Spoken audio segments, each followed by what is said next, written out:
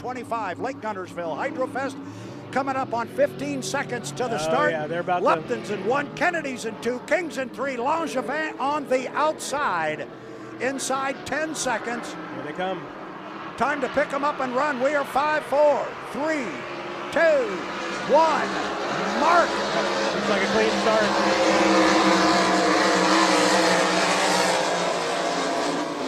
Bobby King led him across the line, but he had company off to his left on the inside. Who's going to go through first? It's Ken. Corner first, but he's got company.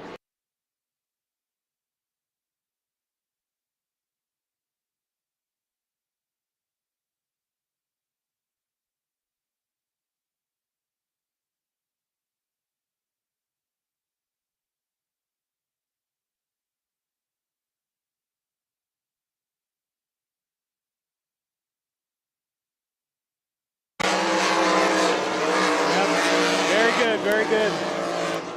Boy, Ken is coming out fast. He looks really strong in the corners, and it looks like he's getting a little bit of room between him and the second place boat. Yeah, he's definitely opened up some water now on Brandon Kennedy, and I think discretion's the better part of valor here for Mr. Kennedy. I think he'll just kind of stand back now and say, all right, I'll take second place in this one, but I'm here. I'm going to stay in that mirror and let you know I got a lot of speed. Yeah, he made his statement, but yeah, this is so early in the day and in the weekend, you don't want to break anything, so smart to hang back, but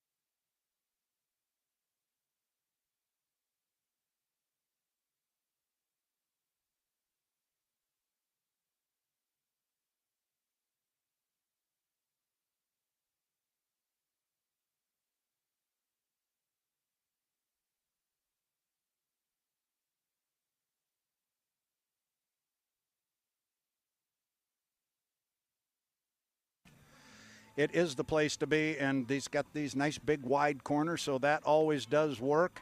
So we are just getting ready here. We're monitoring the officials here. We get a countdown on the clock. We're going on a 6-minute clock. We're down. Okay. There was some question on the flags on that one, but they got the flagger right. They were having a hard time counting laps. But that happens from time to time. You need 6 minutes to come across the lake.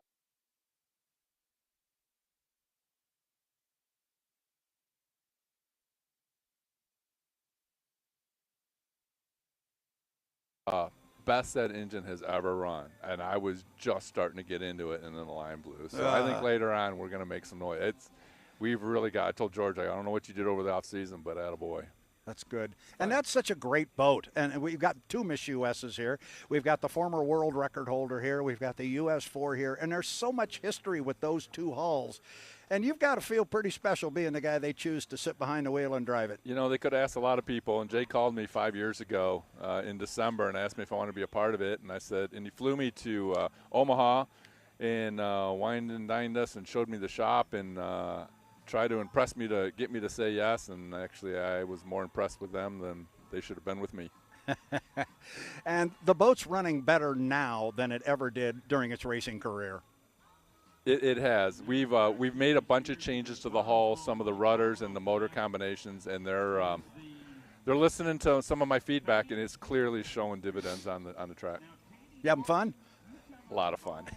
That's what it's all about. Yeah. But you raced, so talk about Grand Prix racing. You've got history in this class. You know a lot of these guys. Talk about what our fans should see and expect here in our Grand Prix racing. So Grand Prix for this course this weekend, there's assigned lanes. So the key thing is to get a really good start and save the equipment, get your points, because they're going to invert on the second round. They're going to invert. So Bernard is going to be in 5. So he's got to deliver points this time, because the next heat he may only up with a second or a third if he's lucky, because he's going to be outside. It's all about points. Then the third round they're going to go ahead and total those up, and then that's how you're going to figure out to get to the final. You got to be in it to win it, and you got to protect the equipment. I talked to some of the crews this morning. We had a couple engine failures yesterday, a couple small little gremlins. I think there are 8 boats right now in that pit area that could win this thing. Well, there's some awfully good boats in the pit area, some awfully good drivers. We are just looking at a clock here in front of me that shows 9 minutes on it. I'm not sure if that is accurate, but if it is, we're about 2.5, 3 minutes away from having boats on the water at the 6-minute mark. Making some big noise with some blown Chevrolets, burning some alcohol. That's about as fun as it gets. It smells good. It sounds good. It's just good boat racing. So Guntersville, it is the 2025 Lake Guntersville Hydrofest. I'm Brad Luce. That's Mark Weber. We're going to be talking Grand Prix hydroplanes here for a while, and it's going to get, as he just said, loud and proud. Let's look at our lineup one more time. Heat 1B as we watch the clock coming down on the 9 minutes. Lane 1, the GP79, Jeff Bernard. Lane 2 is going to be the GP17 with Austin Ekrit. The veteran Jimmy King, you know that guy. You've raced against him many times. He's in the Pleasure Seekers. The GP3, he will be in lane number 3. The man from down under, Waverley, New Zealand, Jack Lupton, driving the GP33, the dairy farmer. He will be in lane number 4, and on the outside, lane number 5 from the Pacific Northwest. Another guy you know well, Greg Hopp. Dad Jerry's over here in front of us. He hasn't brought us our Old Trapper's beef jerky yet, but we'll have some. I was talking to him on the way over in the bus, and we were talking about old times. So it's fun watching the Hops race. They've been doing it forever, and they're great supporters to Grand Prix. And it's fun that they come all the way from Seattle to support the Guntersville Hydrofest. Yeah, they really do. They're great supporters of the sport, and they've been at it a long time. And Papa Hop out there that we're looking at right in front of us, he just keeps on trucking. He just always shows up. He never changes. I hope I got that much motivation when I get that age. There's probably no one having more fun in the pit area than and Greg. He's just a nut. I mean, he could blow up a motor and he'll be coming in laughing. So he's a great addition to the sport for sure. He is a great addition, and it's true. And you're talking about Papa Hop over there talking about Jerry. He was here yesterday and made it very clear he's 77 years old. He wanted to make sure we had the right number. So, yep, he'll be on the radio talking to son Greg. And we're getting ready to go here, I believe, as we are coming up on, that should have been 1 to the 6. I didn't get a countdown, but I'm assuming because we are now at 6:52. You know, this time right now, everybody, they're closing the lids. Drivers are real quiet. Normally they're not being talked to. They're just thinking strategy and everything else. It's probably the most quiet time. It's just the driver in the cockpit just relaxing and getting ready to go 160 miles an hour.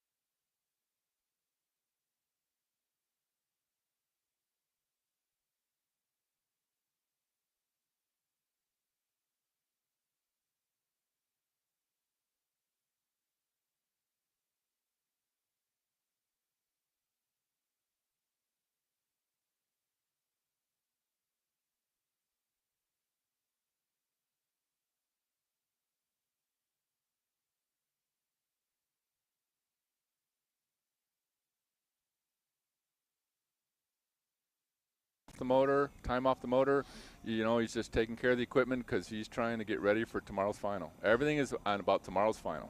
Yeah, we had that conversation, Brent and I, yesterday. Regardless of what class of boats it is, everything builds towards Sunday afternoon.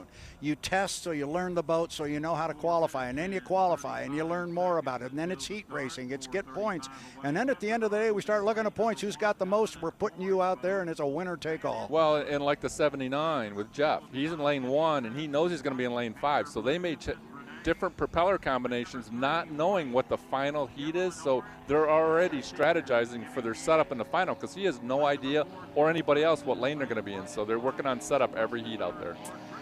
Looking at our screen, you're looking at Jimmy King driving the GP3, the Pleasure Seekers. He's the veteran. He's going to be the first boat to come off the top end of the race course.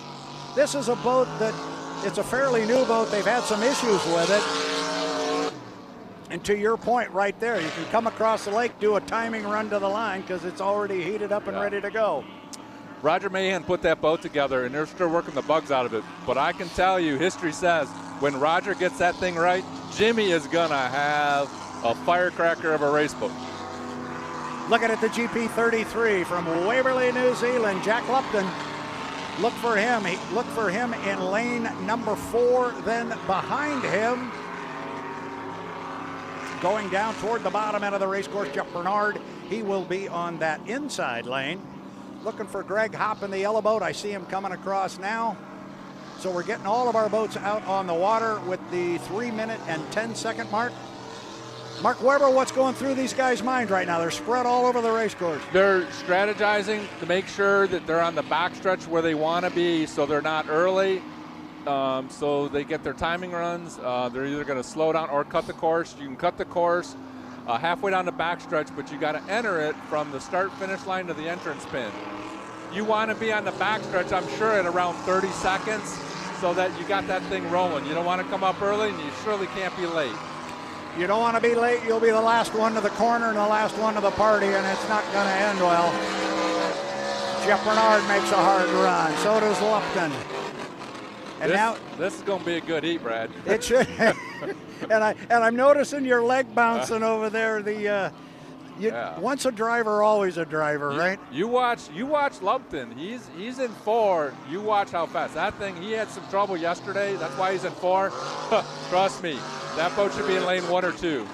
Yeah, it's a quick one. So one more time, Jeff Bernard, GP79, going to be in lane number 1. GP17, Austin Ekrit. Haven't seen Austin. Has he made an appearance? Have I missed him? I have not seen him. When he came in from testing, he said the boat shut off. He didn't think it was the motor. I went over and asked him.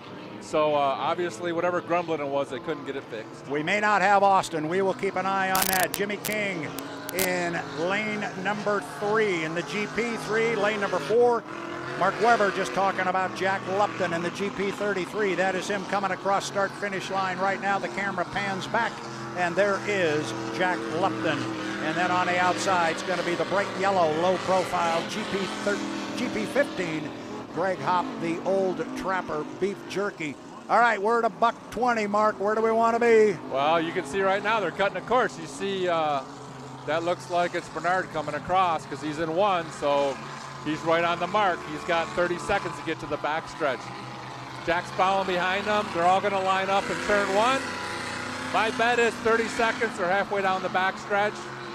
And about the apex of that turn in about 12 seconds, it's they're gonna hit the pedal for sure. You don't want to be late, and you certainly do not want to be early. We're going to go 4 times around here. It is Grand Prix America Heat 1B at the 2025 Lake Guntersville Hydrofest. Buckle up, fans. Here we go. Looking over across the race course onto the backstretch, you see 1, 2, 3 boats right there. There are 4 of them. Right there, 30 seconds. Mark had it. He's got this nailed. There goes Hop on the outside. He's going to give it a squirt because he's got to go the long way around. He will be on the outside. Coming up on 15 seconds until the start. We're losing a couple of boats up the backstretch. They're coming later. Who's got the right timing, Mark? This one's going to be ragged, Mark. There.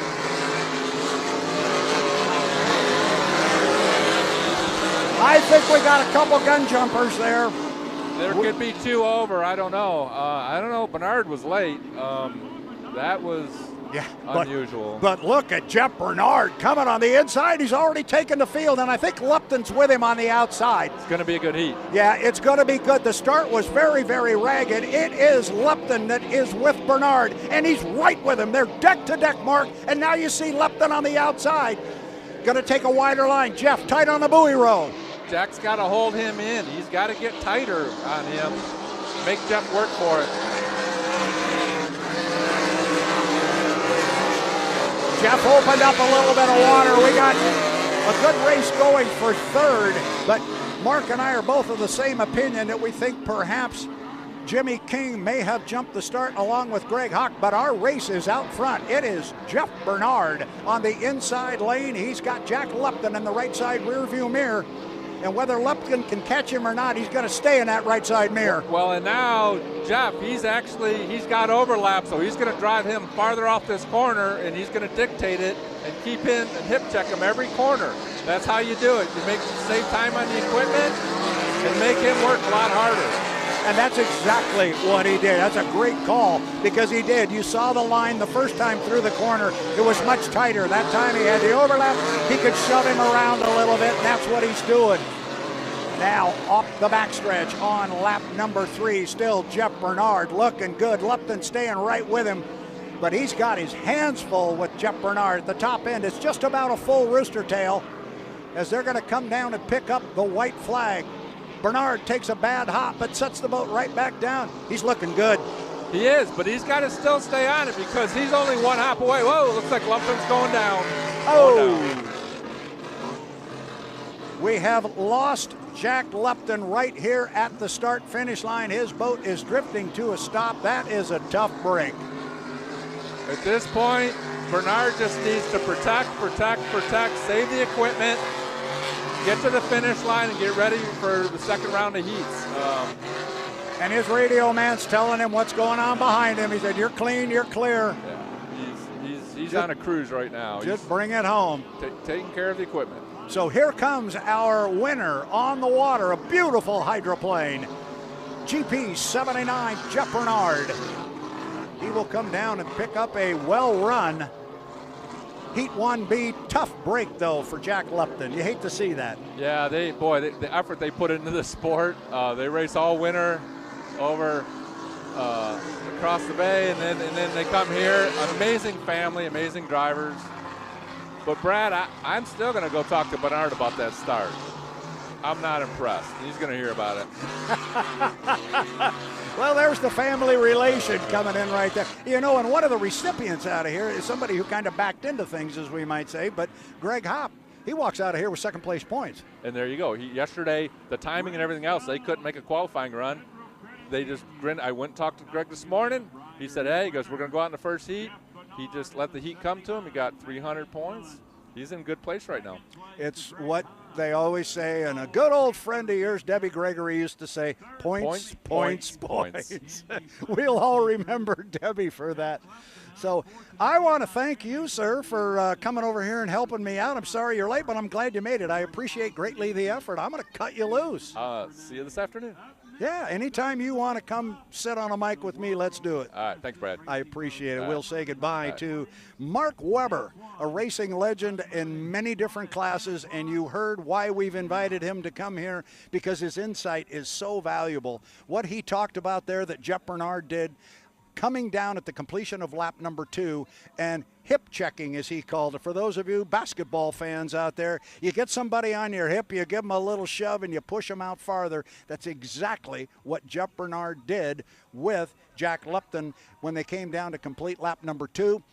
And you mentioned, or you heard Mark mention, that he had overlap. And that means he's got enough lead on the boat on the outside that he can push him outside and do it legally without getting an infraction from the officials. So great run, great call, and great assistance from Mark Webber. We will look forward to having him on the broadcast later on this weekend.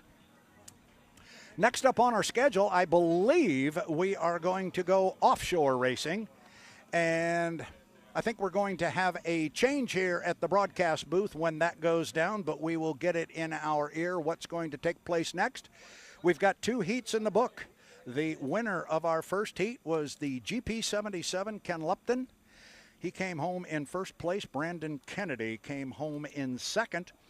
And in Heat 1B that was just completed, it was Jeff Bernard coming home in first place in the GP 79, and second place went to the GP 15 and Greg Hopp. H1 Unlimited Heat number 1, sponsored by Marshall County Economic Development Council, building sustainable economic growth powered by new business and employment opportunities. That's coming up at So as we get ready for the next up item on our schedule here, we are going to step away, not from the broadcast, but we're going to step away from live here on the water, as there is nothing going on the water right now at this point, with the exception of Jack Lupton on a long, very long tow back toward the pit area. But we're going to take a look back to some highlights of previous racing here in previous years on Lake Guntersville.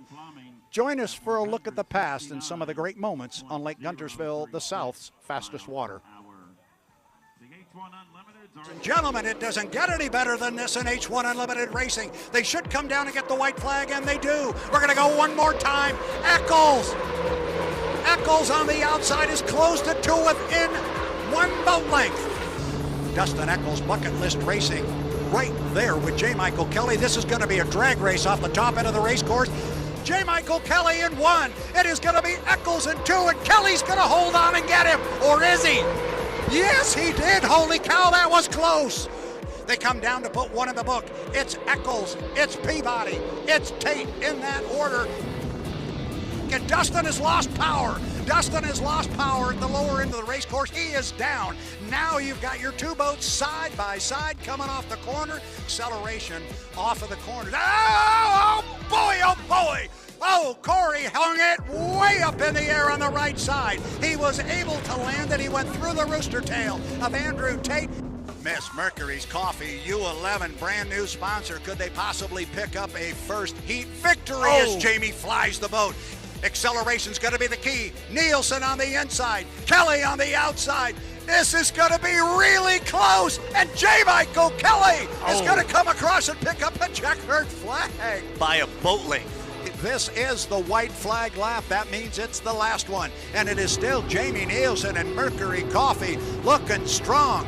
Coming off the bottom end of the race course, looks like one boat. It is two. We are dead even for second place up the backstretch. There's the checkered flag for the Mercury's Coffee and Jamie Nielsen right there. J. Michael Kelly will come across in the Beacon Electric. We're inside 10 seconds. Here comes our start. It's time for this race for the Southern Cup. 4 seconds, 3 seconds, 2, 1. Mark, man, that was a close start, but I think it was legal. Who's going to come out of the first corner first? U91 Goodman Real Estate, Andrew Tate. Holy smoke, he came out of there quick. Second place, Jamie Nielsen trying to hold off our defending national high points champion, J. Michael Kelly, and he's doing a fine job of it. But our leader is up the backstretch. It is still Andrew Tate. It has been since the very onset of this heat. Your winner of the Southern Cup is Goodman Real Estate and Andrew Tate, and Jamie Nielsen flies the 11. Kelly's right with him on the inside. But it's going to be Jamie Nielsen driving the Miss Mercury's Coffee to a solid second place finish. He was able to hold off a charging J. Michael Kelly. Here comes the Miss Apollo and Dave Villwock. He will come back in fourth place.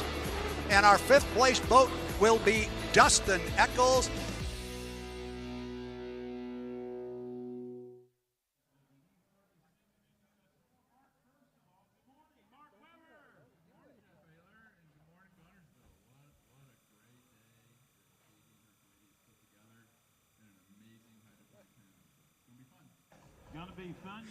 Back here on the start-finish line, we hope you enjoyed that look back to last year's Lake Guntersville Hydrofest. Some great racing there between J. Michael Kelly and Dustin Eccles, the Beacon Electric, and the Bucket List Racing. So we're out there, first of all, the best that thing has run, I was really going to lay down the next lap and then go in. So we'll be checking the schedule here to see what is coming up next on our schedule. Going to have to do this a bit on the fly, so Came off, it threw some oil in the header, and I saw the smoke, and I shut it off, and I went down. If I would have kept running, we would have smoked the gearbox. So Jay Armstrong's going to have to give me an extra beer for dinner. I am of the impression we have offshore boats coming next. Shut it off and not make the problem worse. Now, I tell you, when I leave the dock, I drive that thing like I own it and I pay for it. I don't own it and I don't pay for it. So we're checking on the schedule here. We could be going, I'm beginning to think now in my ear, I'm hearing H1 Unlimited is going to be coming up next. A water injection system on it and a couple tweaks on the magnetos. And H1 Unlimited, heat number 1 is on our schedule, and up next we will get a list of boats that will be coming out in our Heat 1, and I'm not calling it Heat because this is a round-robin format.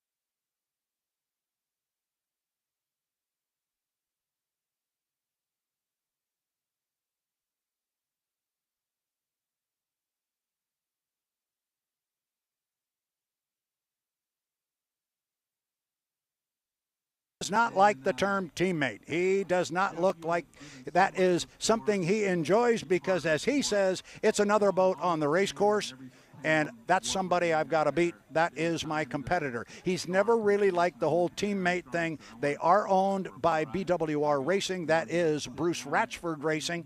So technically from that aspect, yes, they are teammates, but when they get on the water, I can assure you they are not. They are not. Rounding out our 4-boat field is going to be the U9, the Beacon Plumbing, with Corey Peabody.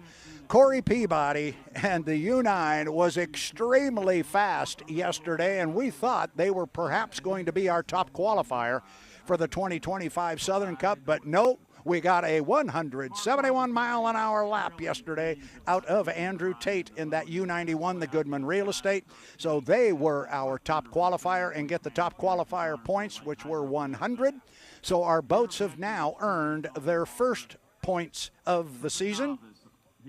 So looking once again at the boats that are going to come out in Heat 1 for H1 Unlimited, the fastest racing boats in the world, the U11 Flav-R-Pac, Jamie Nilsen, the U27, the Miss Apollo, and Dave Villwock, the U91, the Goodman Real Estate with Andrew Tate, rounding out the field, the U9, Beacon Plumbing, and Corey Peabody. This should be a dandy. You've got the 11, the 27, the 91, and the 9.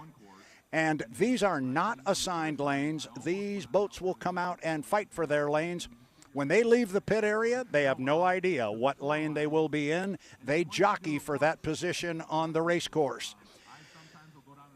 They are going to be allowed to come out on the water at the 6-minute mark. Normally in H1 racing, it is the 5-minute mark, but because of where the pit area is on this race course and how it is situated relative to the start-finish line, the boats are allowed to come out at the 6-minute mark. It just gives them more time to come across the water. They can cut the race course, but they can only cut the race course on this particular race course from back to front at the top end of the race course up toward turn 2. We will see that, but there will be no cutting of the race course at the bottom end. And the reason I thought was interesting, and Mark Webber, when we were calling the GP boats, actually alluded to the fact that there's just so many buoys out on the water. And there are buoys literally everywhere because we've got 4 different race courses out here with outside course markers on each and insurance buoys beyond those. It is a lot of stuff floating in the water, and they literally did not want to allow the boats to cut the course at the bottom end due to the fact that there were so many buoys.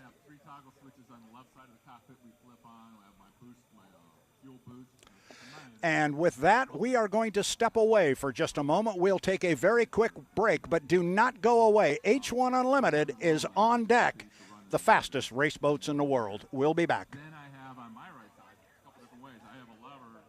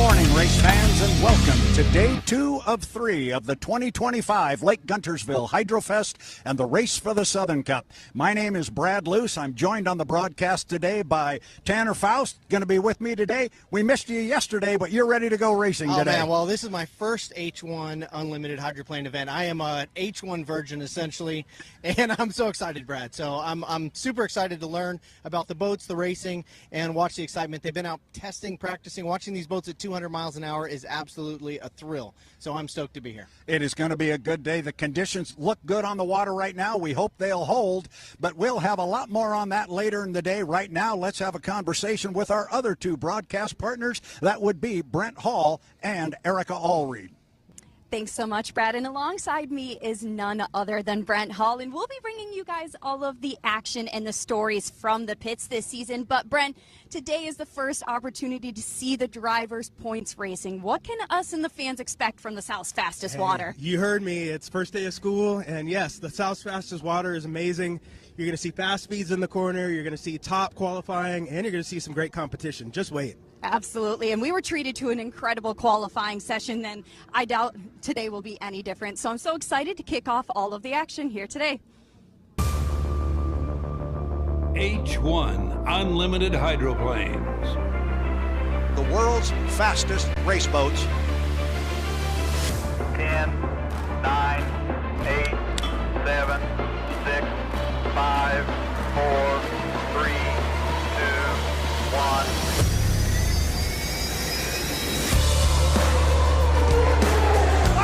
Really flying the boat. It doesn't get any better than that.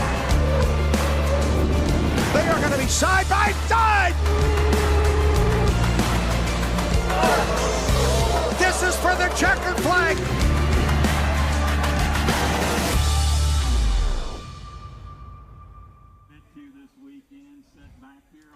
Welcome back to the start-finish line. I'm joined now by Tanner Faust here with me. Tanner, you got to look at some GP racing, but forget all that for a minute. If that H1 video didn't get you jacked up, I don't know what's going to do it. I mean, the racing is incredible. It's first of all, they're just gladiators driving these machines, aren't they? I mean, 3,000 horsepower strapped to this lightweight little boat that is barely touching the water.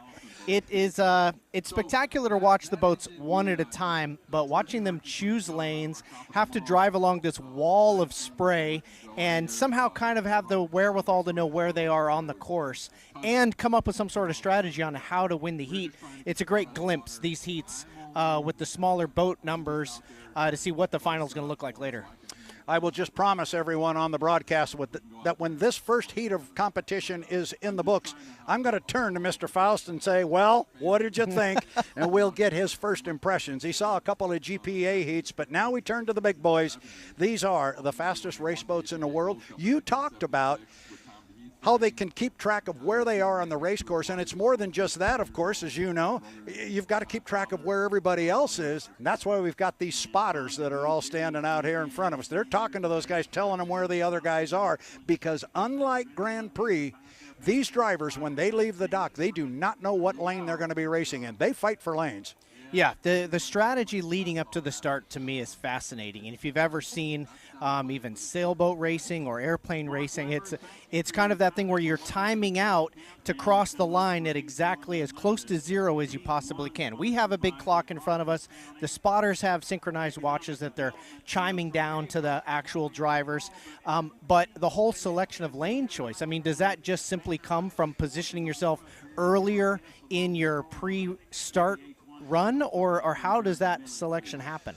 Yes, and yes, pretty much all of the above. Perfect. Because if you're predictable, you know what happens then. Everybody understands it, and everybody knows what you're going to do. Yep. You've got to go out there with a number of different plans in your pocket, and you may have a great plan to take lane one, and you're going to go get it. Well, somebody else has a similar plan, beat you to it. You better have a plan for lane 2 or 3. Yeah, and from the spotter's perspective, which, by the way, we're not in Brad's backyard doing this remotely from which could be looking at this, nice background and everything. We literally, behind you, behind the cameras, we have an amazing view of this course. The boats pass 30, 40 yards in front of us at 200 miles an hour. The spotters are standing right behind the cameras. And so from our perspective, it's the same as the spotters. Once they go around this 2.5 mile course, you kind of lose perspective on exactly where the boats are.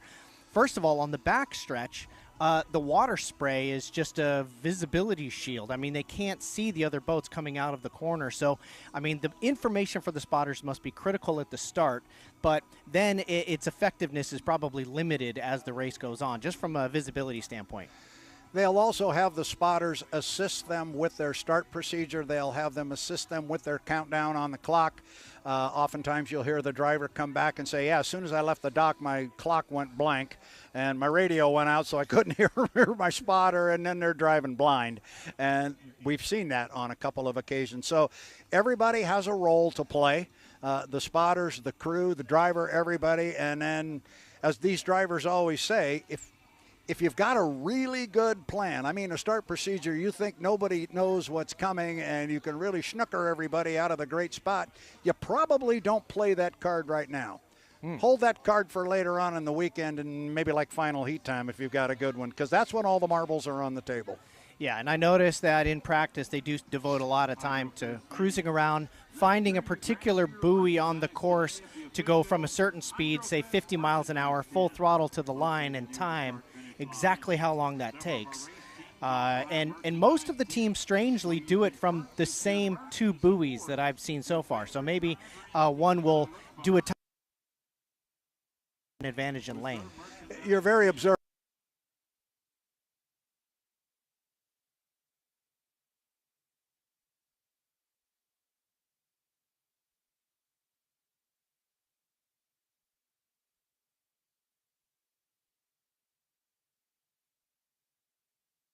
And it's not only the drivers and the spotters and the crew chiefs who are doing that timing. The announcers have their stopwatches going too, and so guys like Tanner and Brad hopefully know that, it's about a 10-second run off that exit pin when you mash your foot in it. Exactly. Of course, it depends on how much speed you bring to that exit pin. If you're crawling when you get up there, it's going to take you a little bit longer. So it all takes a little extra time, and but that's what I know. As a race fan, this is what I really like about unlimited racing, is the fight for lanes. And you've already caught on to the fact this race before the race is a big deal, because it really is. You can win or lose the race in the 5-minute period, or in this case, the 6-minute period leading up to it. Make a mistake, get out of shape, get out of position. I really like it. You never know. There's various schools of thought on it, but I like it. It puts more of the driver back in the boat. Yeah. He's got to go fight for that lane, as opposed to, I've got lane 3. I can be late to the start, but I know that lane's going to be there because they got to leave it open for me. There's now, if you think about it, and I haven't talked to the driver specifically about this, but just in watching the GP heats and what we're about to see, while there is an advantage to lane 1, shorter course overall, if you think about it, if a boat is in front of you in lane 2, essentially you're driving inside a wall. So it's kind of like taking a high line on Talladega in a NASCAR and being right against the wall all the time. And if you have the slightest little hop or skip, you're in the wall. And so it's got to be an incredibly threatening place to be in lane 1, but not be in the lead of the race. That is, and there is the good and the bad of being on an inside lane of somebody. And we like to refer to it, or I do anyway, when you get a boat between two boats and they're back a little bit, they're driving down a hallway, and it's a pretty darn narrow hallway when they get to the corner. And they're turning in. I mean, so speaking of Talladega is 2.6 miles. This is 2.5 miles. The average speed around Talladega at its fastest is 160 miles an hour. These guys are doing 170 and a little bit of change without the banking or anything. So the speeds overall are very similar to what you would get in, a NASCAR with top speeds close to 200 miles an hour. And to be in a hallway, making that turn, hanging on to that one skid fin for life, I mean, it's awesome. That's why I call it the gladiators of boat racing, because it really is hard to express how committed and crazy it must be to be in these things at full tilt. So since I last saw you at the test session in the Tri-Cities on the Columbia River, I'm assuming you have not yet had your change of heart and you're ready to take one out. No. Perfect day, no wind, just the right amount of ripple, and someplace I don't have to go 100% at first. But, yeah, I'd give it a try. I mean, I'm fascinated with the way the pedals work. You've got the gas pedal, and then you have the two pedals that fly the canard. I'm fascinated with that part of it and basically flying the boat. But once it gets rough, you can see these guys bouncing around. It doesn't look like something I want to be strapped to. From what I can see on the clock, it looks like we are about 2 minutes and 20, 25 seconds to the 6-minute mark. And the 6-minute mark is the start of the... Thank you. We always, at every race course, our boats can come out on the water at the 5-minute mark before the start. Because the pit area is so far across the lake, we let them come out at the 6-minute mark and just get another minute to come over. I see. So boats potentially on the water in just over 2 minutes. And then, do they have a limit of how many laps they can do before they actually line up for the actual start? No. Nope, but there is a score-up buoy, which is the start-finish line. They have to be behind that start-finish line at the 1 minute and 15-second mark. So they cannot cross. They cannot cross the start-finish line for the last lap before the start. Before 1 minute 15. Correct, and okay. They can cut the course from the back to the front. They cannot cut the course at the bottom end from the front to the back. Excuse me, they can cut the course from the back to the front at the top end of the race course up toward turn 2. They can do that during the warm-up period, during the milling period to gain a position on someone. There is no place for them on this course because, quite candidly, there's just so many buoys down there. There's no patrol boats in the way, and so drivers were saying, why can't we cut down there? And they're saying there's just too many buoys down there. We've got a lot of race courses because we've got a lot of classes of boats. And by cut, they're talking about just shortening the course leading up to the start. Right? Yeah, so that's, we're going to learn as we go. I'm certainly going to learn as we go. And probably the most challenging part to follow of this whole series that I found so far, just from watching videos, is the pre-race start strategy. So that's what I'm fascinated with. And I love that it's for heats, not just for the final. Yep. It's for everything they have to go through the same process. It's for everything we do. This was a new start procedure. It was a similar start procedure, but we tweaked it a little bit last year. It worked very good. If somebody jumps the 1 minute and 15-second score-up buoy before they start, if somebody gets across there too soon, they will be radioed by the officials to drop back and move to the outside. It's no longer a disqualification. Okay. And we didn't want to be disqualifying boats before the heats even got started. So we're coming up on a countdown now to the 6-minute mark. And we are 3, 2, 1, mark. So we are 6 minutes. We can have boats out on the water, and the strategy has already begun. Who wants to come out quick? Who wants to sit there for a minute and let everybody go out in front of them? The strategy is on play right now. Now, from what I know about turbine engines, all these running, turbine Lycoming engines out of a Chinook helicopter, once you fire them up, you can't just idle and sit at a dead stop. Nope. You are moving as soon as you light the candle, right? You are moving. They will go down to, and that can bite you the other way too. If you're running at a high rate of speed and you have to, for whatever reason, you pull your foot completely out of it, you can drop that turbine all the way down to ground idle, and then you got to fire the whole thing back up again, and you're done at that point. Yeah, and they don't carry the juice on board to really fire them up out on the water. They can restart. At one time. Yep. Okay. They did not used to be able to do that, but they can now. 1, 2, 3, 4 boats on the race course. Let's call them down. We are the U11. Jamie Nilsen driving the Flav-R-Pac. It is blue. It is yellow. And then you've got the red, white, and blue with the U27 of Miss Apollo with Dave Villwock. Andrew Tate driving the U91, the Goodman Real Estate. It is gold, it is black, and it is white. And Corey Peabody in the predominantly white boat, the U9 Beacon Plumbing. Jamie Nilsen first across the start-finish line for us. Andrew Tate comes by next. Then it is Corey Peabody. And looking for Dave Villwock, he is coming off the top end of the screen. Interesting point already as we watch the fight for lanes. Corey Peabody is on the outside of Andrew Tate. Will he stay there? We're going to find out. Now, here's Dave Villwock. He's running a whole different strategy now. He's just coming down here slowly. Fans, there is no 80-mile-per-hour rule. So the boats control. They can go very slow. Keep an eye on Andrew Tate up the backstretch. Jamie Nilsen you're looking at right now. He has a knack for getting on the inside lane. This is it. We got boats spread all over the race course, Tanner. Who's going to do what and when? So now looking at it now, Jamie Nilsen has cut the course on the inside. Some boats are going all the way wide around the outside. So and Corey just cut the course. Corey cut the course, and now he's going to put himself on the inside of Andrew Tate. Now, Jamie Nilsen is going to slow down. He's going to put himself in lane number 1. We are looking at 3 minutes and 32 seconds until the start. But what's going to be real interesting, because these guys can crawl all the way around this race course just to stay behind the start-finish line at the 1 minute and 15-second mark. But what you're not seeing on the screen, and what these drivers are now being told by their spotters, is halfway up the backstretch is Dave Villwock, and he's just crawling up there, and he, I would assume, has got himself sitting in lane number 1. Well, he has about 1 minute and 45 seconds to crawl away.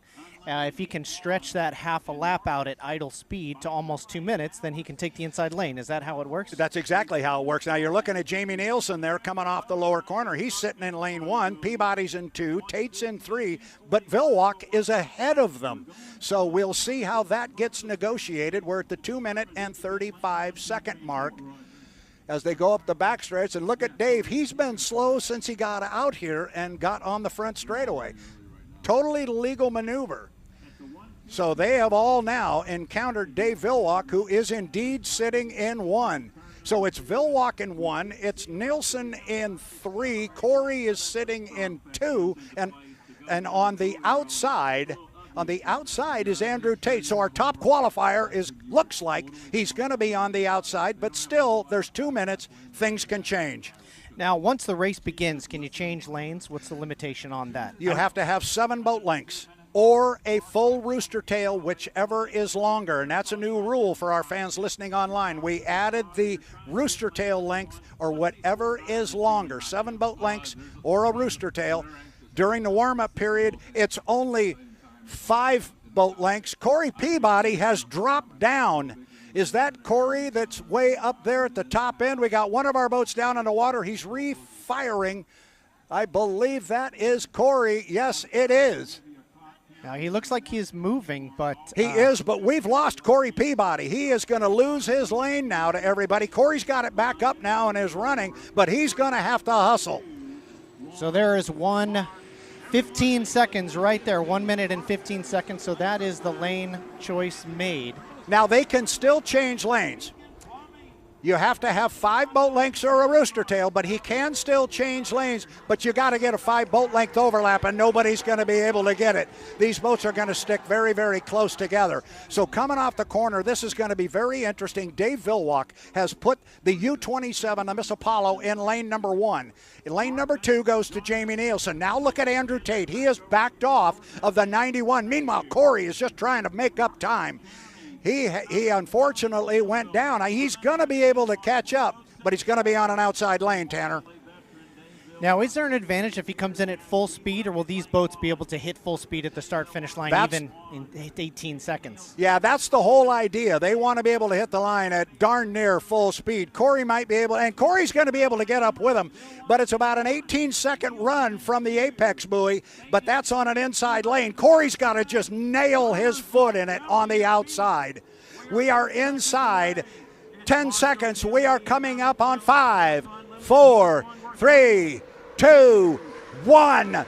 Mark Tanner, it looked to be legal. That was the start is incredibly clean. tight. 71 years old, certainly a master of starting. More starts than anyone here. Down to the lower end of the race course. Who's going to get out of it? Jamie Nilsen in the U11. The Flav-R-Pac comes off the corner first. He's got company, though. Villwock made up time on the inside, but he's got Andrew Tate on his outside, and Corey Peabody is with him as well. We got 4 boats real close together up the backstretch, Tanner. And now we have Villwock. He's in on that inside lane. He's got that wall just to the outside, 200 miles an hour coming into that outside turn. And our fans watching online, you could just see the wing on the U91, the Goodman real estate, outside of Jamie Nilsen. But Dave Villwock is making up time. Villwock is really flying. Oh, and Villwock is over. Oh my goodness, how he avoided, or how Corey Peabody avoided him, I will not know. It looks like he took some damage. Peabody may have taken some damage on that front left. Yeah, I think the canard wing is gone. Oh my goodness, Dave picked up the right sponson, and it hung, and once he got the left sponson out of the water, the skid fin comes unhooked, and now you can't hold your lane, so now the boat starts to slide out. He was inside of everybody. And once that rooster tail seems to upward shoot right into the canard, it's hard to keep that nose down. Now, I know these drivers, when they come into the turns from 200 plus, they're putting the nose on the ground with the canard, putting the nose on the water, but I'm sure that slows you down, so as you're exiting the corner, you probably try to lift the nose as much as you can to start get that air cushion again and build speed on the track out. That's exactly right. Dave Villwock has popped the lid, but and there is a protocol we will follow here for our emergency and crisis management. So we will wait and see what information we get. And you are looking now at that. Now Dave is pulling himself out of the cockpit. Mark, thank you for joining us. Good gosh. So, well, you hate to see that happen. You hate to see it happen right out of the box.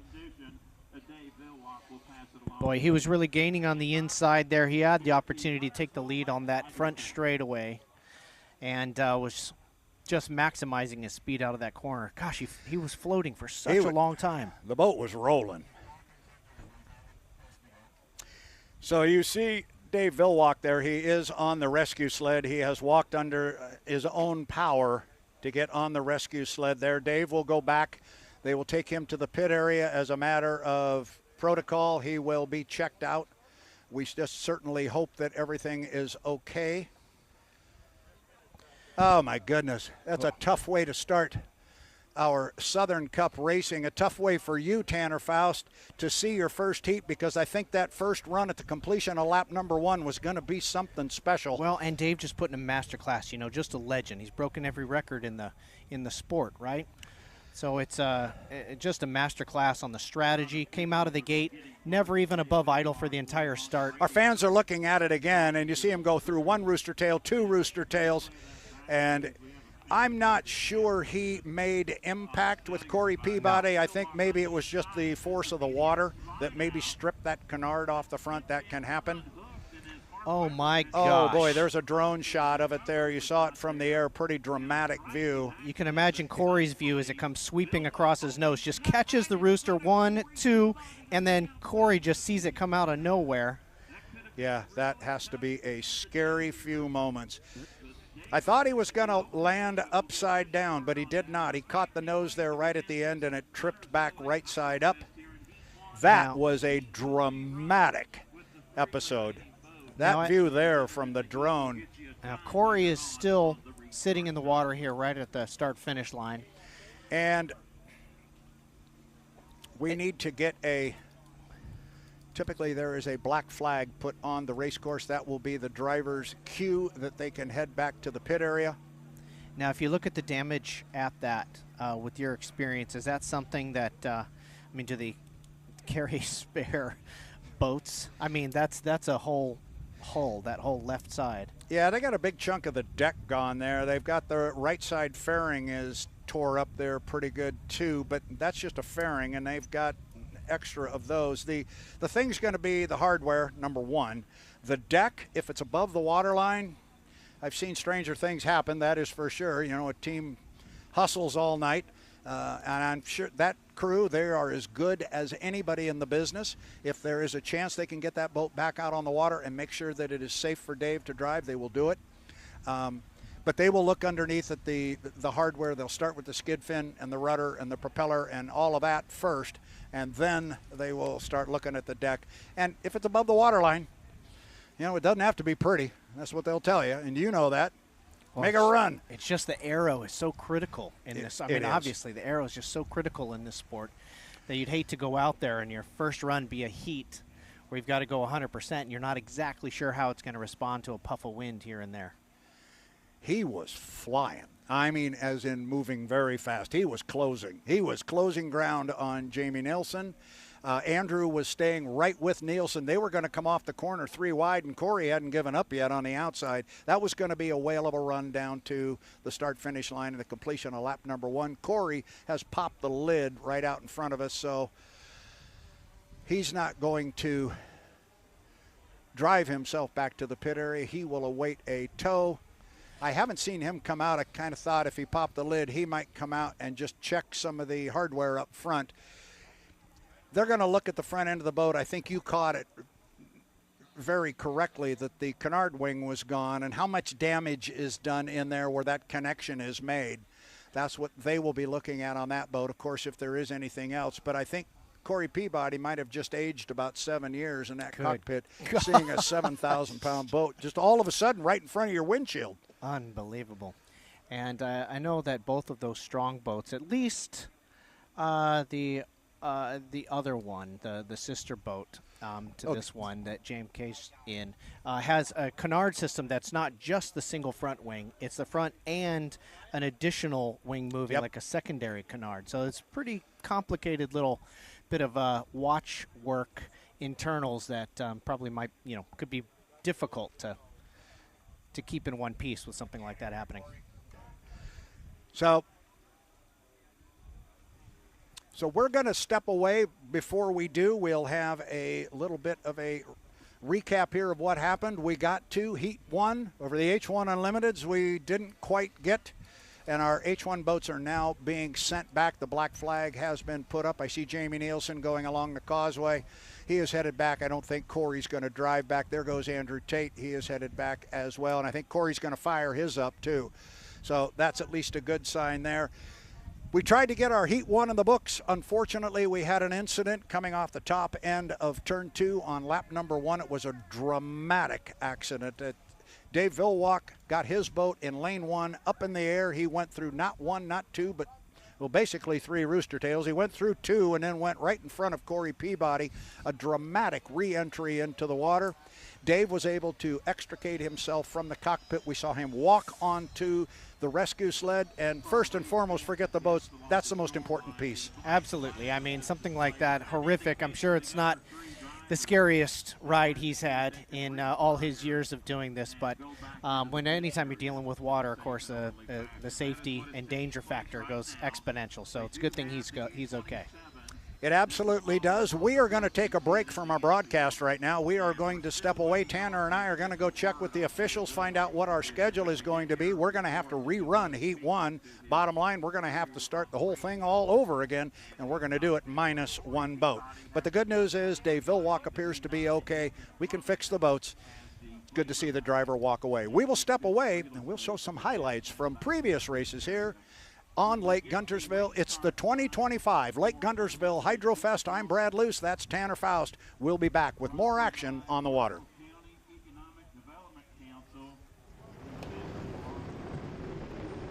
Had a boat come across the race.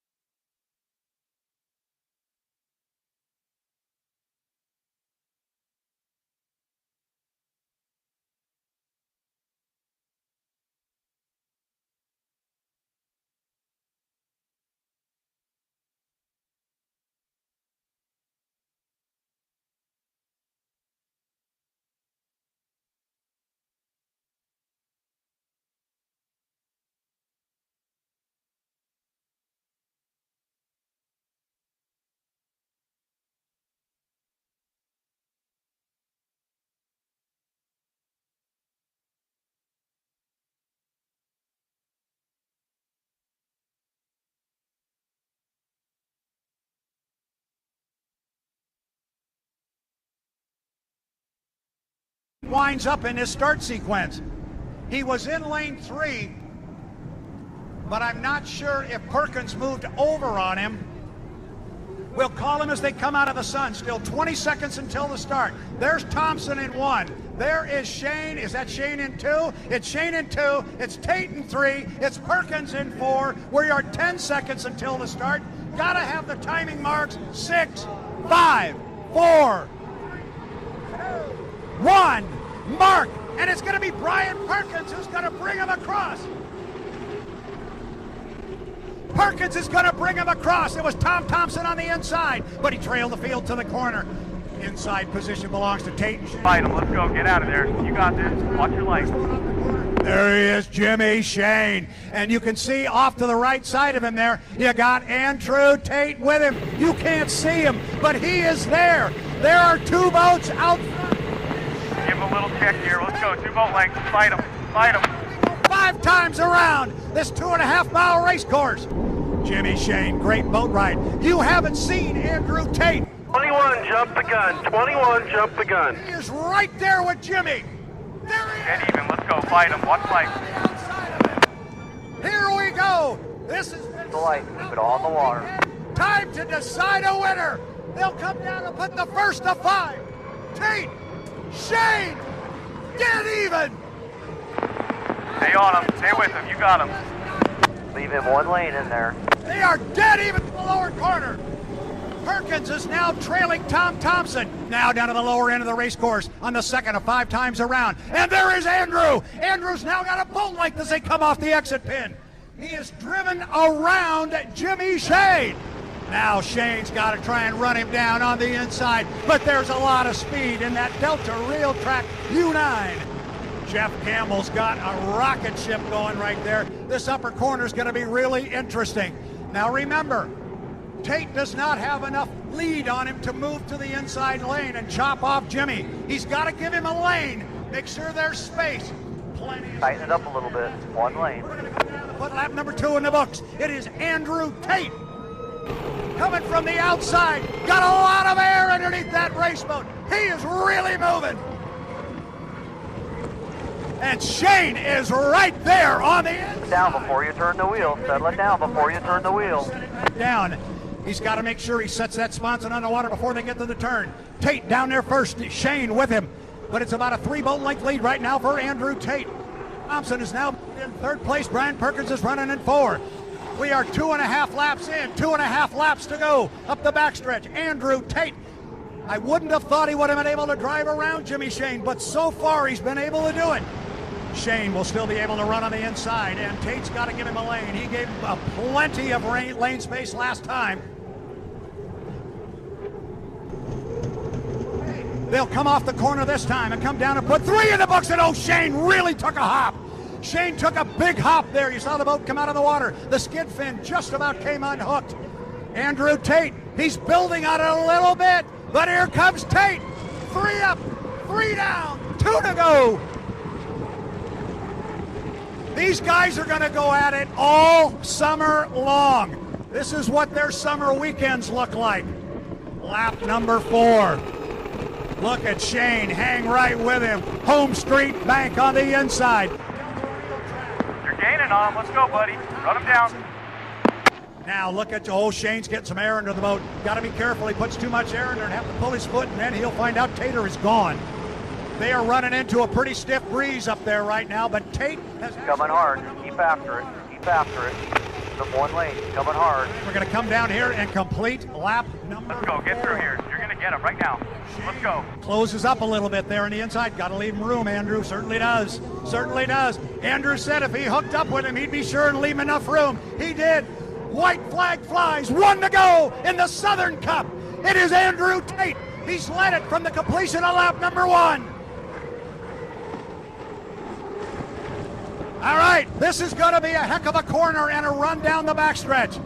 I know we got boats on the course in other places, but watch this. If Shane is going to pull this off, he's got to do it now. And he pulled up to within 2 boat lengths.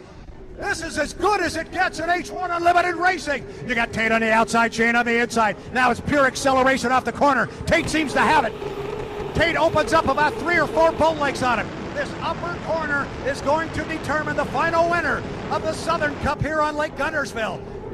It is Andrew Tate out by about 4 or 5 boat lengths. Shane's got to have a good corner up here. Inside lane's got to pay some dividends, right? Look at Shane pull up with him. They're going to come off about a boat length or two between the two. Here is the race for the 2018 Southern Cup. Come on, line it. You got him. Fight, baby. Fight. Come on, come on, come on, come on. It is going to be Andrew Tate. Okay, good job, good job. Checkered flag, checkered flag, checkered flag. Great. Dude. On the boat length. Good job. Jimmy Shane.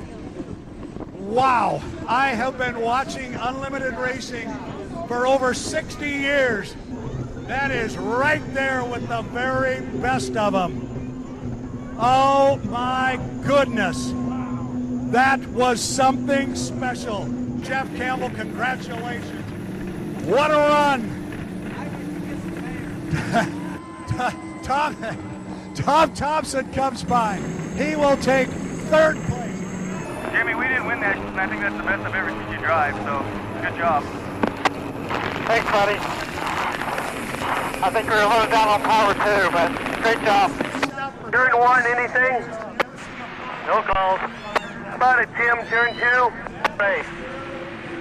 Thank you, Tim. Thank you, Craig. Thank you, everybody. Wow, what a race.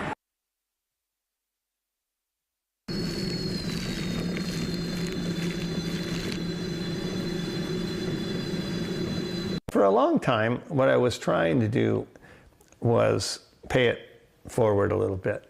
I wanted to teach some people what I'd learned. At the same time, you know, I wanted to teach them in a way to sort of pay the skill set forward to people that were younger and their own goals. And I also wanted to help people like Billy Schumacher and his team, because they had kind of stalled, and wanted to help get them going again. And then the next project was, you know, helping Kelly Stockland and getting their organization and getting their boat up and running, and try to help them get moving and in the right direction.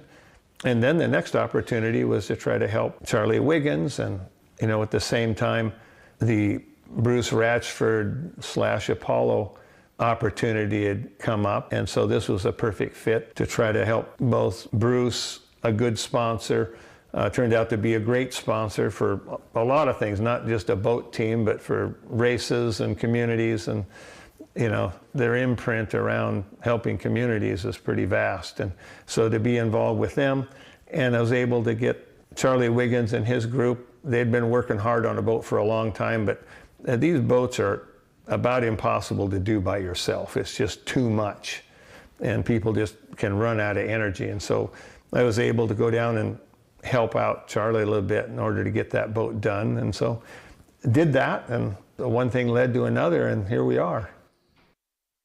So Dave Villwock trying to take the lead. Now, he is a rookie driver in the Unlimiteds, but he is a world champion several times over in limited hydroplanes. His last victory in the limited hydroplanes was on this course in Mission Bay, and he has now taken the lead in the unlimited hydroplane race. The checkered flag goes out. The winner of the competition is none other than Dave Villwock, the rookie driver. I tell you, the Ron Jones team just kept after this boat. You know, we've got such a little bitty sword that we're dealing with the rest of these guys with, and they're just a whole host of people that built this boat in 57 days, brought it here to its 2nd race, mostly volunteer help, you know, and won a final heat. And it's unbelievable. I don't think it's ever been done. It's my first race. What can I say?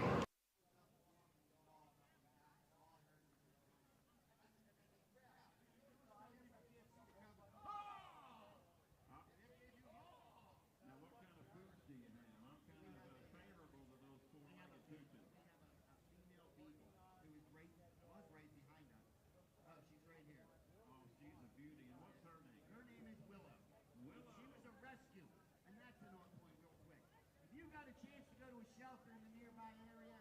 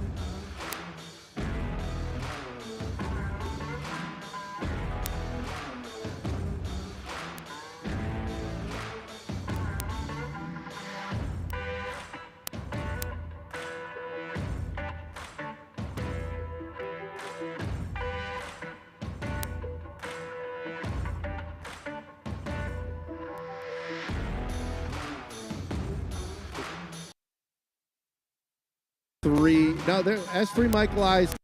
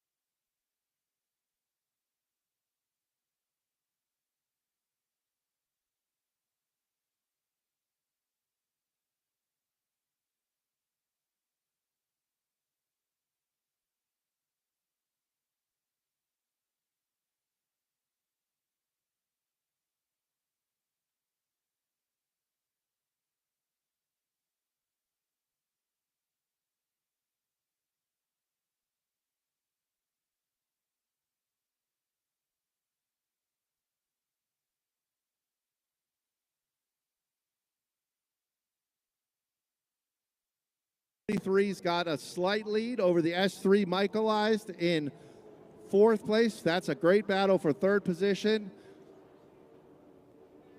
5th place is Billy Allen and Randy Keys out of Iowa. Billy Allen was just inducted into the Iowa Motorsports Hall of Fame for both his dirt track car racing and his powerboat racing. Here comes the first inaugural run for the Speedmaster Performance Boat, S23, running great for their first day in the boat.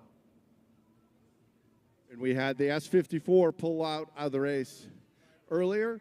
You can see Michaelized making a run on trying to get on the inside of Celsius here, heading on the offshore leg right now. Celsius is pulling out a little bit. That's still the way they're running.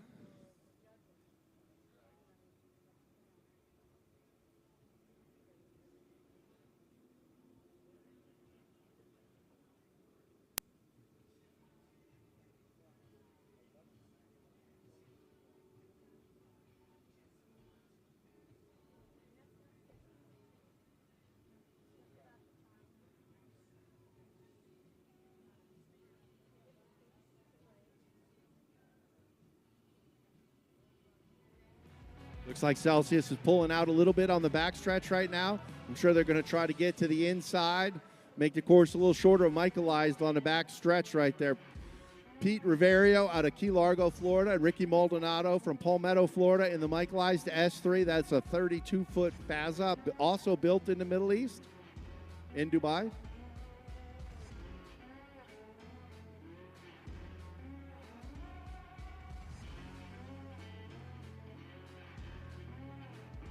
Coming to the finish line now, getting ready to wave the checker flag here. These guys, H1's got a great group of guys here running the flags. I see them getting ready to put it up. It looks like it's going to be the S89. They got the lead right now. They can taste the victory of this heat race right now. S89 coming down to the finish line. Cole Leibel and Gary Ballou, just like they did in Cocoa Beach, leading the way. Their 32-foot victory. Ray Marine, based out of Canada, coming by for the round 1 heat race win.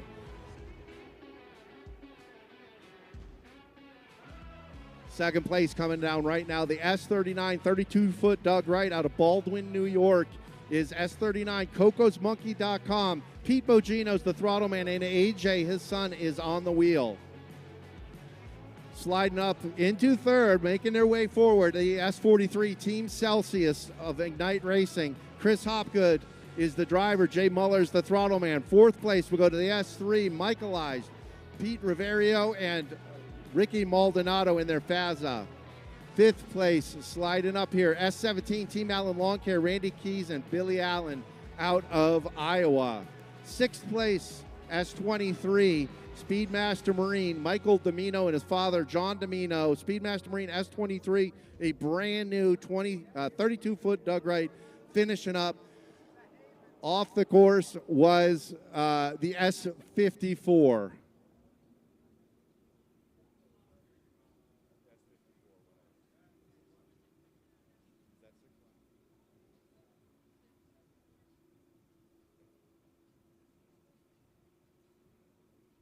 We need the fans to back up off the beach a little bit because the fans cannot be behind the tunnel boats when they start the race. We need fans just to back up a little bit.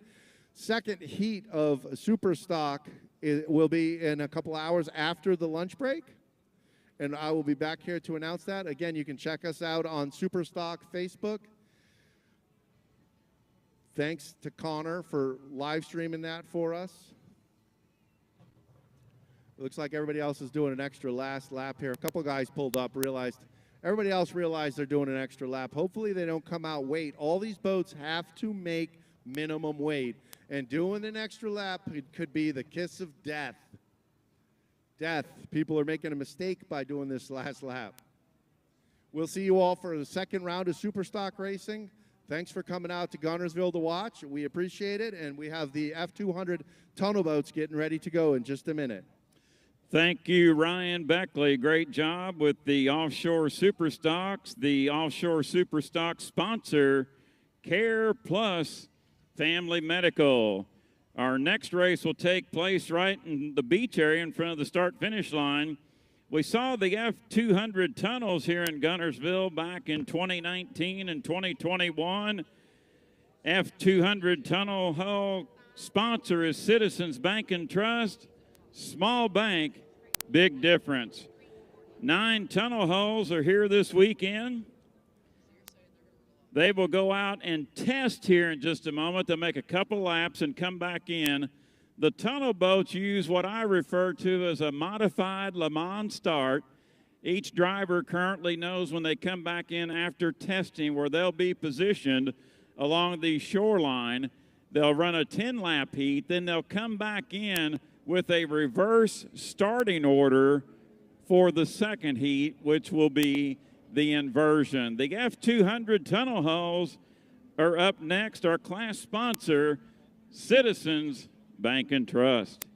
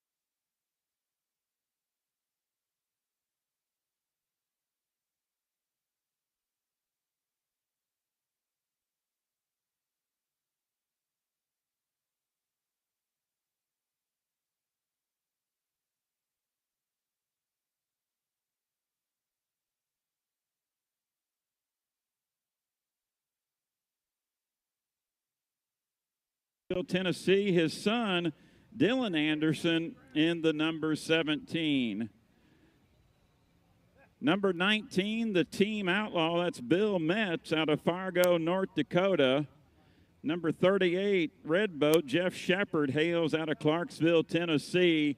And the wily veteran in the silver, red trim, seen him race before, 69 years of age, and the number 34, Jeff Reno out of Okeechobee, Florida. They'll test, do a couple laps, come back in, get realigned for the modified Le Mans start. Citizens Bank and Trust F200 tunnel hulls.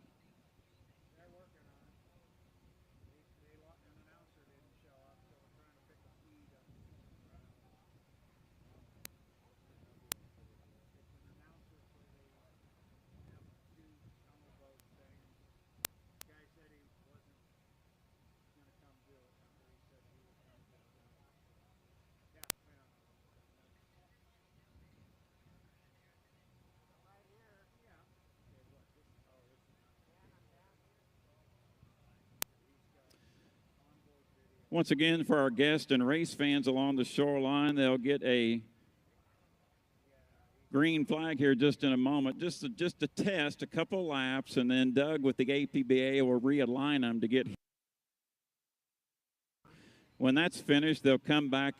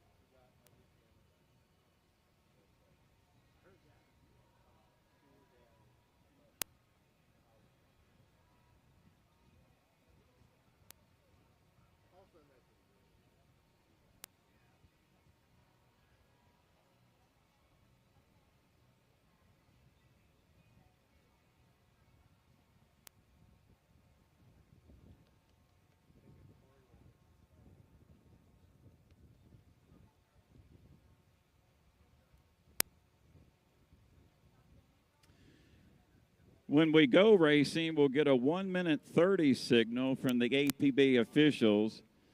Then the critical part comes at the 1 minute period. That's when the drivers know the clock countdown is in sequence.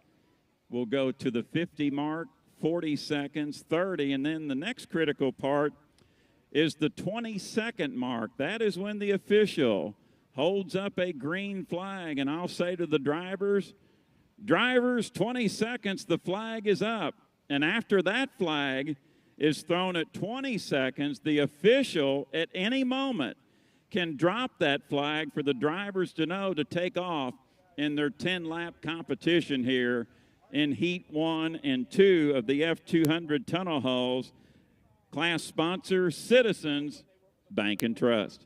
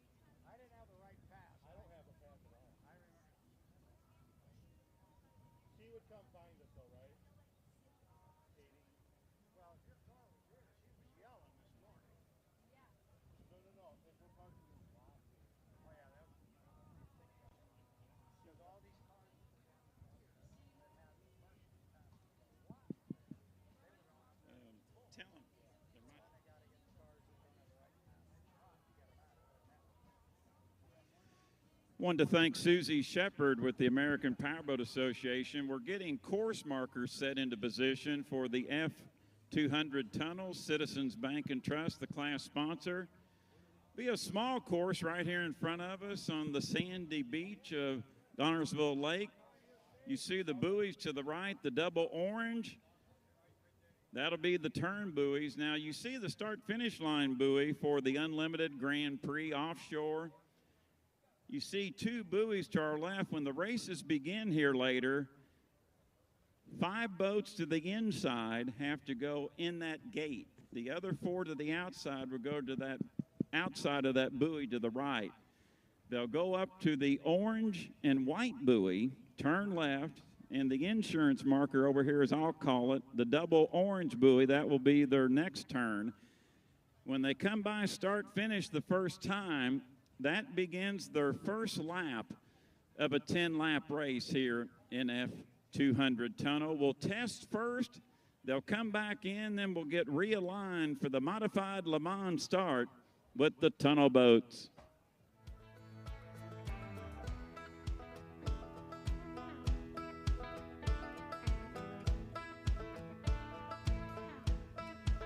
Mic check, 1, 2, 1, 2.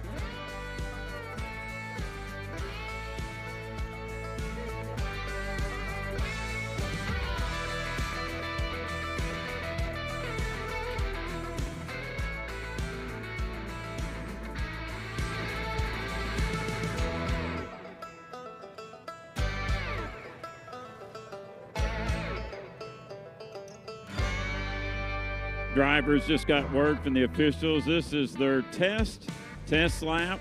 Then they'll come back in and get realigned for the modified Le Mans start. Citizens Bank and Trust F200 tunnel hulls.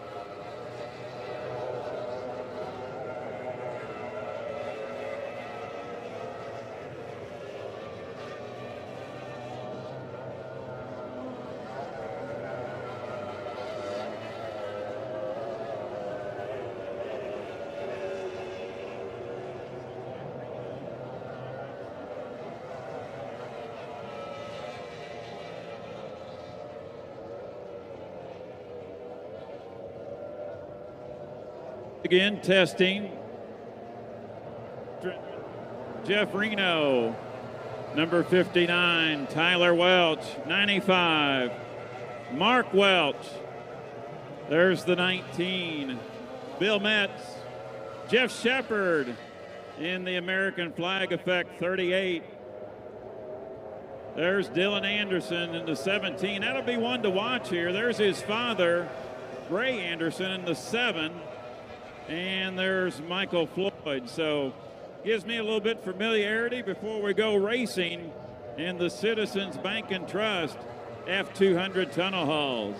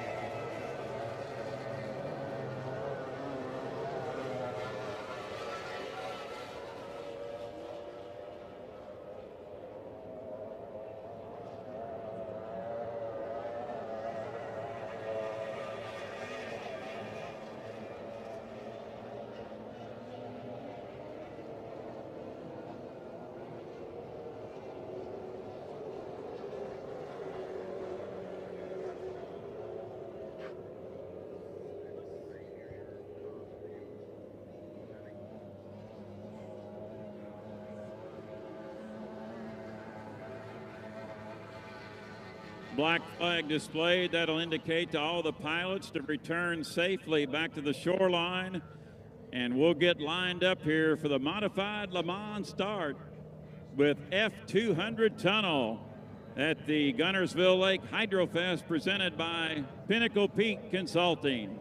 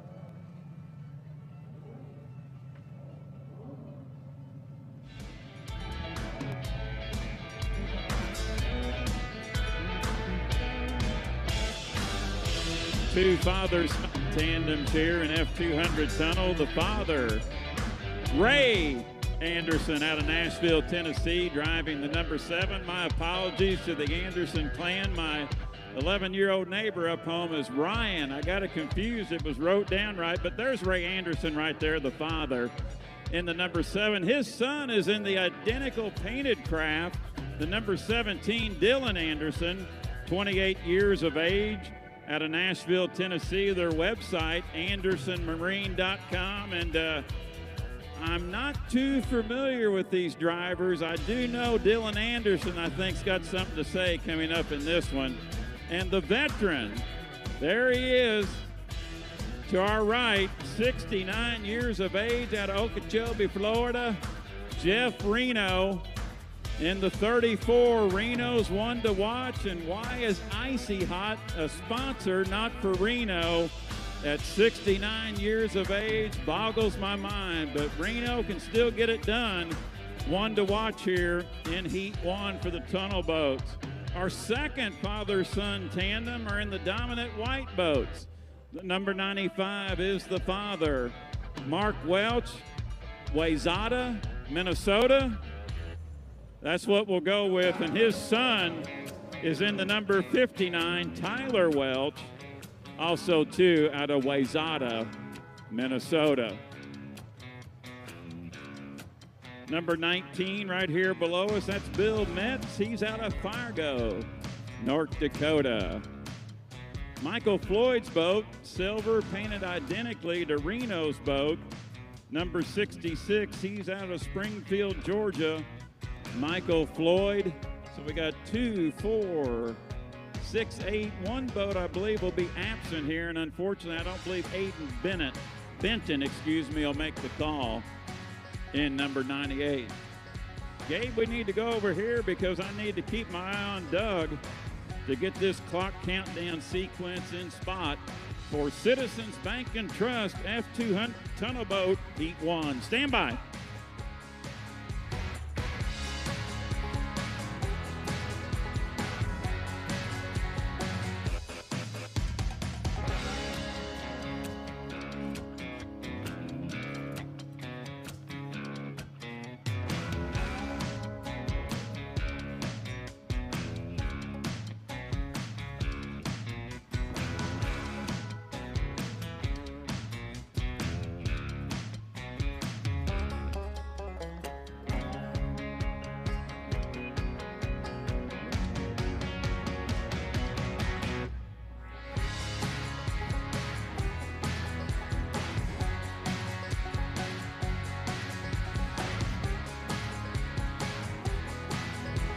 Jeff Shepard on the pole. Bill Metz flank to him in that third slot.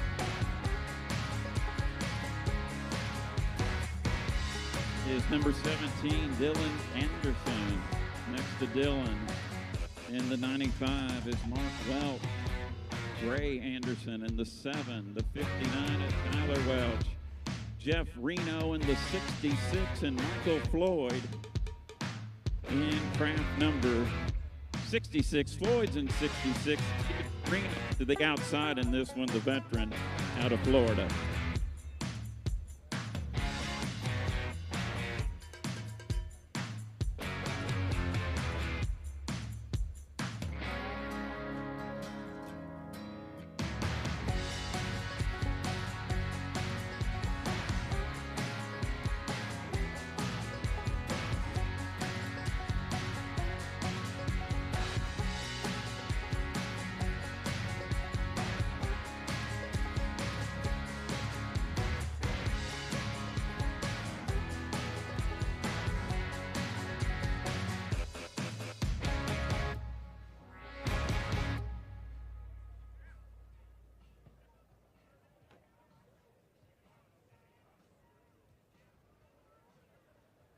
Coming up with Doug with the APBA, we will do a test flag.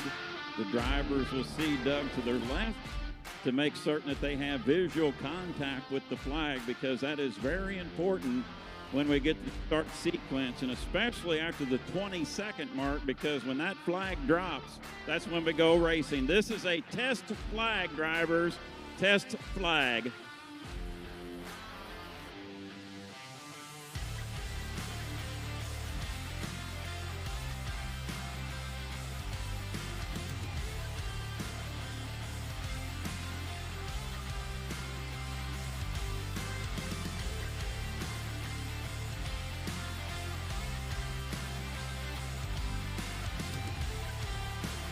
Drivers, prepare for your minute 30-second countdown coming up in 5, 4, 3, 2, 1. Mark. That's 30 seconds until the 1.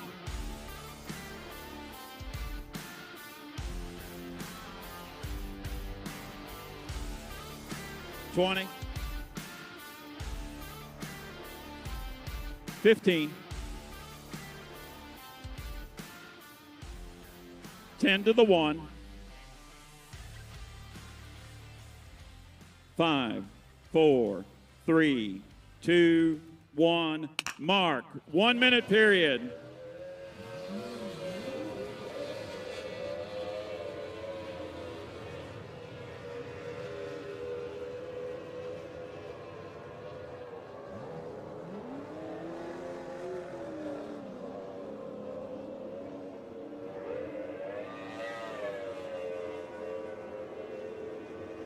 All right, we're going to get a black flag. The drivers were a little itchy.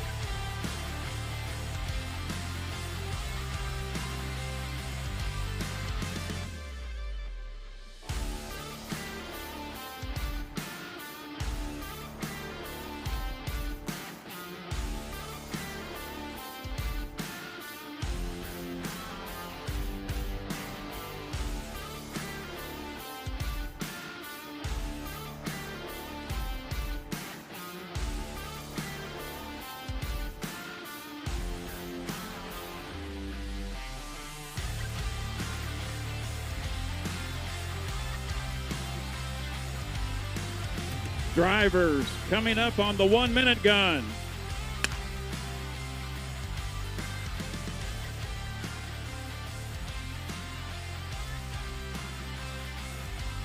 $50 seconds.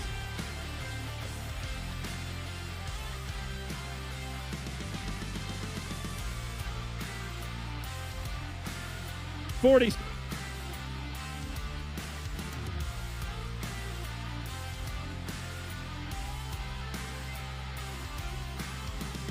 $30.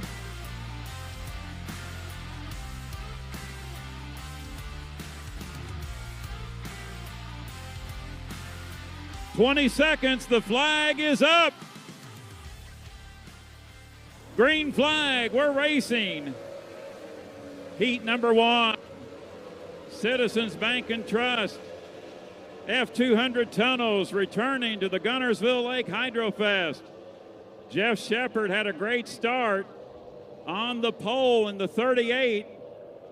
All 8 boats maneuvering around turn number 2. Now when they come by, this will begin their race. Jeff Shepard in front, followed by Dylan Anderson. The father-son tandem, 3rd and 4th, dad to the inside. Mark Welch, Tyler Welch in 4th. In the 5th position, that's the 19 of Bill Metz. Trailing back, Ray Anderson, Michael Floyd, and Jeff Reno. So Gabe Norton, we got some separation, but now things are heating up in the front. Here comes Dylan Anderson on the outside. We got a race brewing right here for the first place position. We'll see if he can catch him on the front stretch. Keep the lap totals. That's lap number 1. 1 complete, 9 to go. And we got a battle up in the front. Jeff Shepard, your leader. Dylan Anderson knocking on the door on the outside and moving up to 3rd. That is the son of the Welch family, Tyler Welch.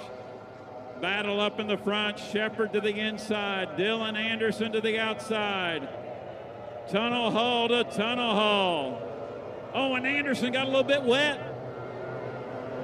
2 complete, 8 to go. Citizens Bank and Trust. F200 Tunnel, heat number 1. And boy, Tyler Welch is creeping up into this. Hit a little rough water. 2.5 in, 7.5 to go, and this is a good one. Dylan Anderson, your leader. Now here comes Tyler Welch in the mix from the 3rd position. New leader, but no, here comes Shepard fighting back. 3 complete, 7 to go. Now Dylan Anderson in front out of Nashville. Shepard falls back to 2nd, but here comes Tyler Welch. And now Welch got some mustard on the outside. Looks like he'll go into 2nd. Shepard, who started on the pole, will fall back to 3rd. And right now, Gabe, this is some good racing here in the first heat of the F200 Tunnels. Jeff, we say it all the time in boat racing. We got deck-to-deck dueling going on with our F200 Tunnels as Welch now takes over for 2nd place and goes into the turn. We completed 4 laps here in Citizens Bank and Trust. Heat number 1. We're coming up on the halfway mark, and right now it's all Dylan Anderson. Started in the 3rd position with the modified Le Mans start. 5 complete, 5 to go. We're halfway through it. Now Dylan Anderson comfortably in front, and this Tyler Welch in 59, he's got a boat. He gets the inside. Come final heat time could be tough. Welch is running great so far in this heat. We've seen him move up, and now he's going on the backstretch chasing our leader down. Jeff, we'll see if he can get it done. Getting some separation here, first heat, F200 Tunnels, but boy, now Welch is starting to creep up.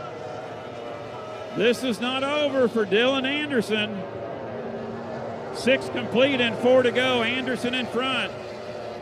Boy, and Tyler Welch, an impressive run. Went from 4th to 3rd to 2nd, and he's trying to battle Dylan Anderson for that first place spot here in F200 Tunnel Heat 1.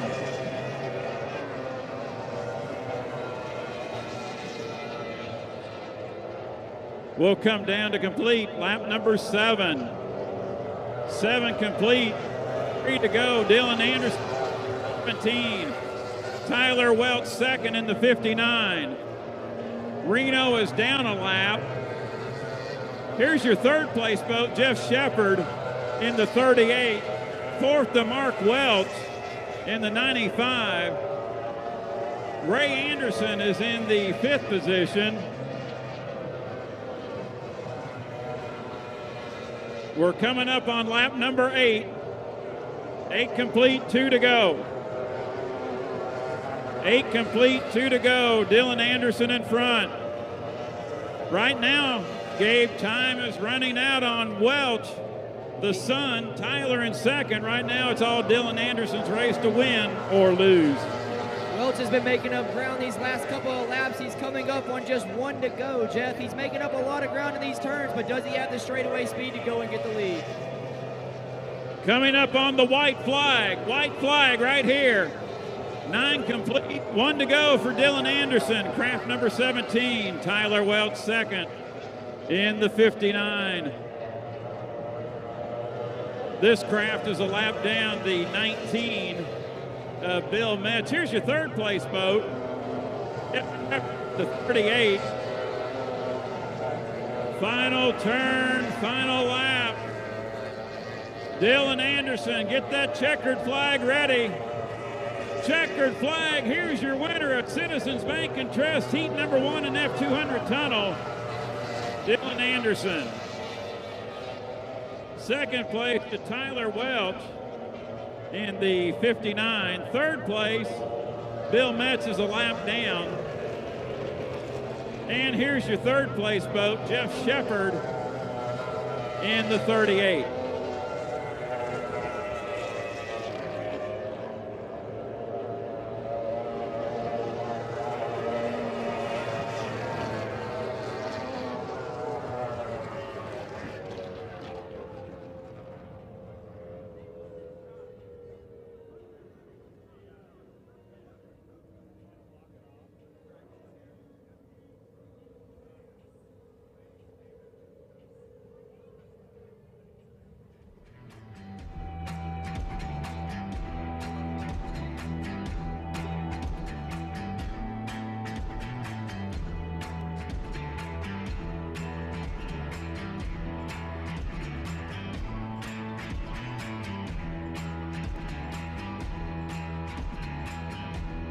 Boats will come back into the shoreline. They'll invert the starting order for heat number 2 of F200 Tunnels. Citizens Bank and Trust class sponsor. Your heat 1 winner, Dylan Anderson out of Nashville, Tennessee in the 17. Second to Tyler Welch, 59. And Jeff Shepard was third in the number 38 out of Clarksville, Tennessee. Up next, heat 2.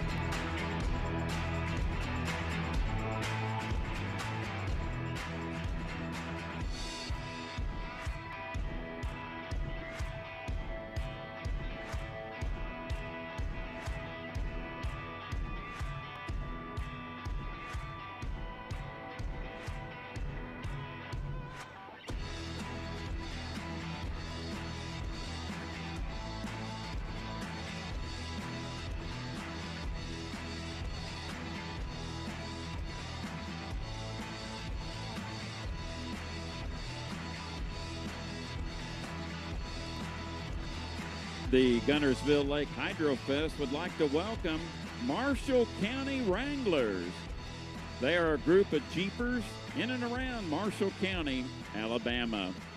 Their goal is to bring Jeepers and their families together and form a close-knit community. The Jeepers were created December 5th, 2018. They have regular scheduled Jeep and greets and do a few rides a month when possible to many different locations here and surrounding states. The Jeepers do charity rides, dog food drives, and many special events. Marshall County Wranglers, group of Jeepers, thank you and welcome to the Guntersville Lake Hydrofest. Jeep, Jeep, Jeep.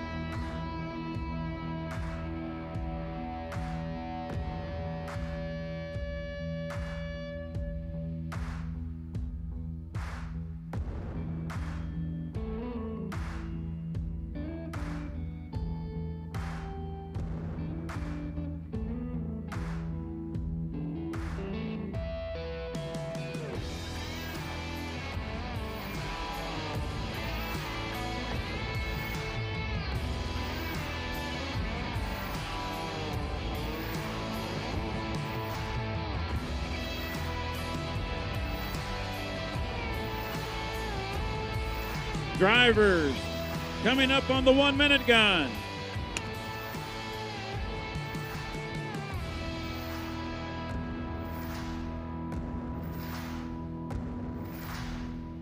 $50 seconds.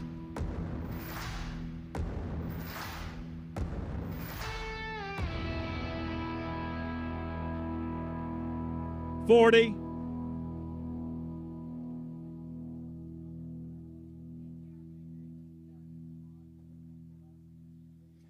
30 seconds.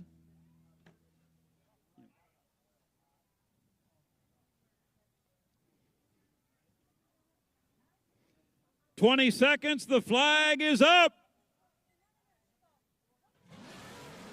We're racing. Citizens Bank and Trust. Heat number 2, F200 Tunnel. And Tyler Welch had finished second in Heat 1, had the luxury of lane 1 at the modified Le Mans start. And our race begins, the first of 10 times around. Tyler Welch in front, followed by Dylan Anderson. Mark Welch in third, Jeff Shepard in fourth, Ray Anderson in fifth, Bill Metz in sixth, Michael Floyd in sixth, Jeff Reno trails it. But right now, it's all Tyler Welch out of Wayzata, Minnesota, in the 59. 1 complete, 9 to go here in heat number 2, F200 Tunnel, and gave the way. Welch run that first heat, Anderson in second. Dylan has a hot boat, but This is going to be tough to bring in Tyler Welch. He looks stout. Well, you know, Tyler, Jeff spent that entire first race chasing Dylan down. Now Dylan reverses roles with him. We'll see if he can do a little bit of a better job or if Welch can run away from the field here as they come down to complete lap number 2. 2 complete. 8. Oh, Tyler Welch. Dylan Anderson, your Heat 1 winner in second. Mark Welch in third in the 95. Jeff Shepard fourth in the 38. Ray fifth in the 7. Michael Floyd has moved up to 6 in the double 6.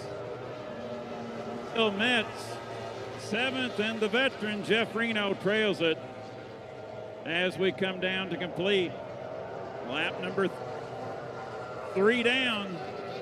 7 to go here in Citizens Bank and Trust F200 Tunnel Heat 2. And boy, this Welch, he's a nice driver out of the northern part of the country up in Minnesota. It gets cold up there, but man, he knows how to take to the water. Definitely a little warmer down here, Jeff, than what he's used to, but not fraying away. He is holding it tight to the buoys as he comes down the front stretch, trying to continue to build his lead on Dylan Anderson. But man, Tyler Welch has a rocket going right now down the front stretch. Lap 4 in the books for your leader, Tyler Welch, just off turn number 1.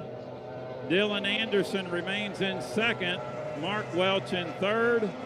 Here's Jeff Shepard in that 4th spot in the 38, and Ray Anderson remains in 5th in the Anderson Marine, number 7. Tyler Welch, boat number 59, we're halfway through it. 5 complete and 5 to go here in F200 Tunnel, heat number 2. Lots of separation on the race course right now. Their final heat here this weekend will be a 25 lapper. If it goes all 25, I might be finished, Gabe Norton, for the weekend. As I did a tunnel boat race for the late Gary Garbreck in Cypress Gardens, Florida, years ago, as lap 6 is in the books with 4 to go. It was a 40 lapper, and guess what? No stoppage. Definitely got to be tough on these drivers to go that long. We are in for a treat. Our fans are in for a treat as they will run their final heat later tomorrow. 25 laps on this lake, 25 different lead changes potentially as we have multiple laps. They run the shorter heats here, but Tyler Welch just dominant so far in this second heat. Lap number 7. There's your leader. 3 more to go. Tyler Welch. Dylan Anderson will be one to watch in the final, the 17 Anderson Marine. I think Dylan knows the shouting's done. Just trying to settle in and get those points for second. Mark Welch well back in third in the 95. Coming down to complete lap number 8.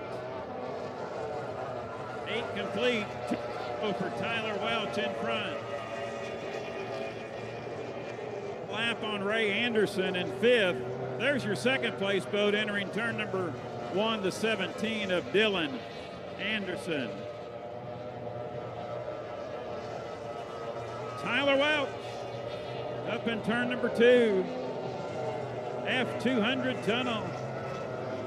We're going to get the white flag.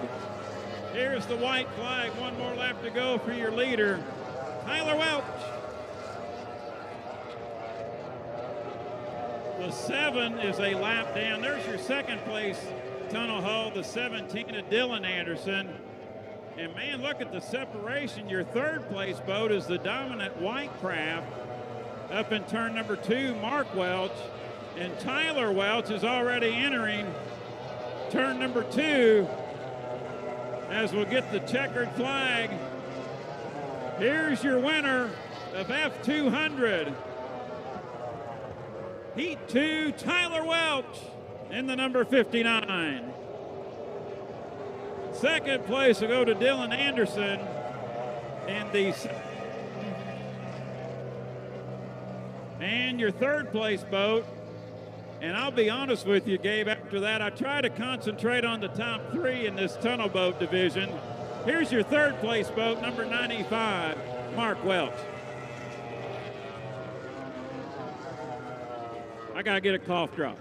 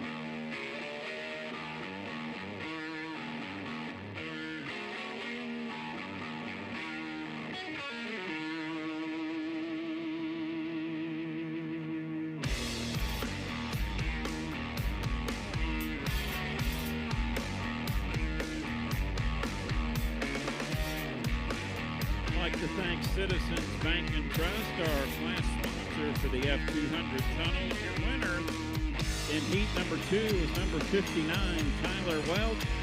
Dylan Anderson right here in front of us was second in the 17, Anderson Marine. And third spot was Mark Welch, the father of your winner, Tyler Welch. Mark drives craft 95, the son drives craft 59. Stick with us. We got some schedule changes. I'll get with our event director, Katie Norton. And as soon as we get those, we'll pass it along to you, our guests and race fans at the Guntersville Lake Hydrofest. Stand by.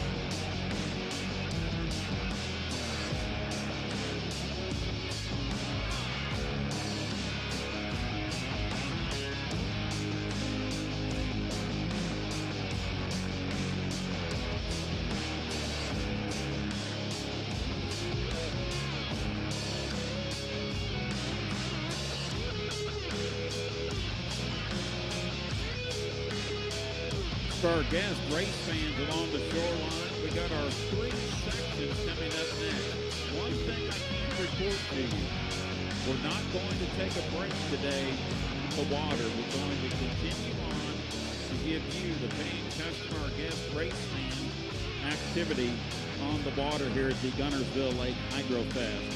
Here is our next 3 sections of activity on the water. Coming up next will be the vintage unlimited hydroplane, U-36 Miss US 4. Mark Weber will tour Guntersville Lake 4-lap exhibition. Then after that, some of our stock outboards will come out. Kind of give our fans along the shoreline some fun activity, little parade activity as they'll do a little exhibition for us here in front of the crowd on the shoreline. And then after that exhibition, the offshore boats are being lowered back into the water, and we'll have their second heat coming up. After that, I will go over the schedule once I get that, but the next 3 sections coming up, U-36 Miss US 4, stock outboard exhibition, second heat of offshore.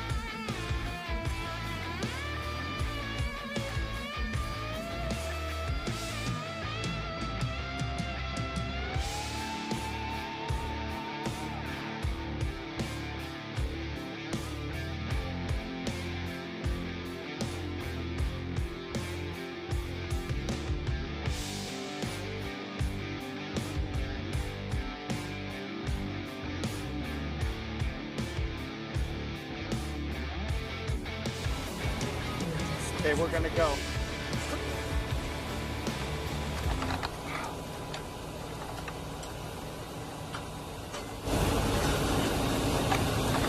Okay.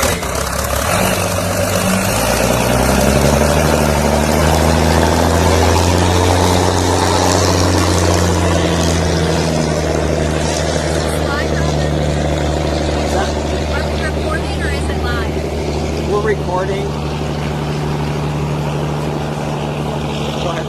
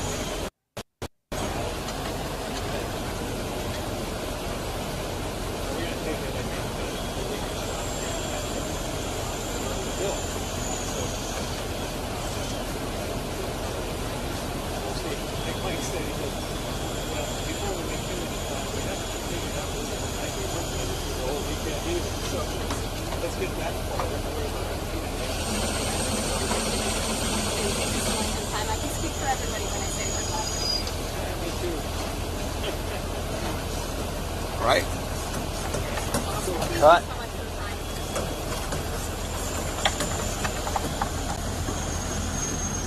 You want to?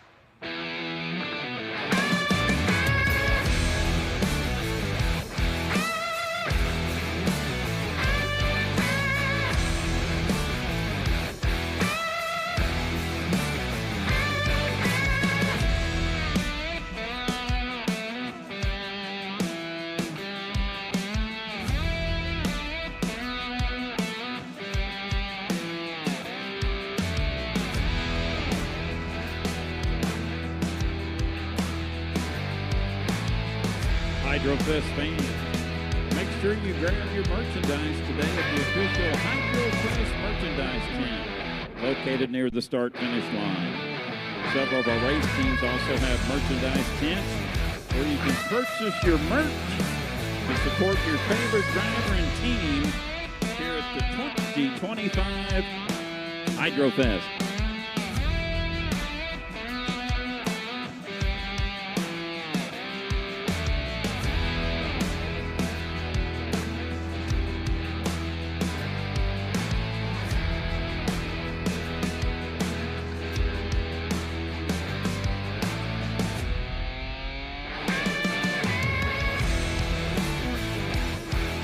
Fans, unfortunately, Mark Webber developed a problem leaving the dock. A very unusual problem in the U-36 Miss US-4, so that craft is being towed back to the pit area, unfortunately. We apologize for that, but up next, we'll have our stock outboards right here in front of us to do an exhibition flyby here along the lakefront, and then after that, we'll go back to offshore racing with their second heat. Stand by.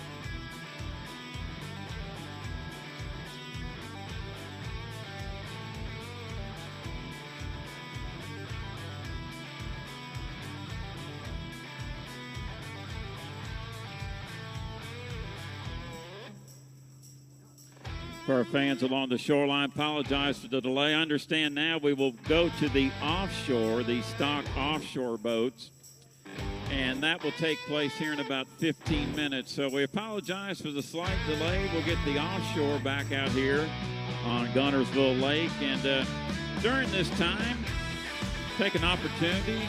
Plenty of food and drink vendors along the shoreline. There is a Model Boat Club display, the Huntsville Model Boat Club. I stopped by there yesterday. They got some dynamite-looking RC boats there available.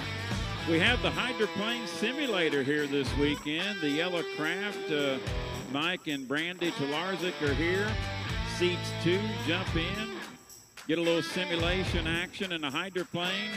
Our vendors, shirts, food, cold ones. Get it while you can. We got the offshores coming up in about 15 minutes. Welcome to Guntersville.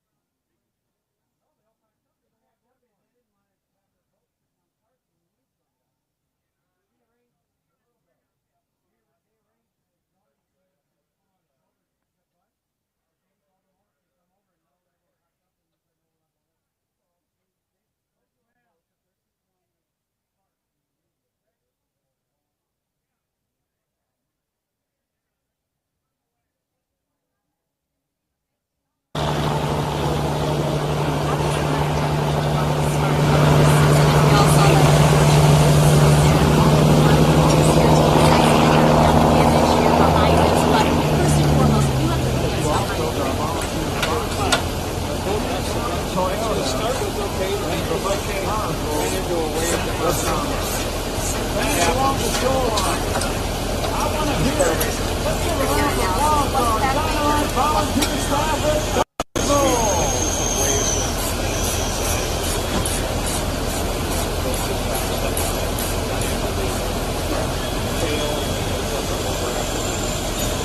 I mentioned, he's here to successfully working on the damage here behind us. What all happened to the boat, and do we possibly have a date on your return?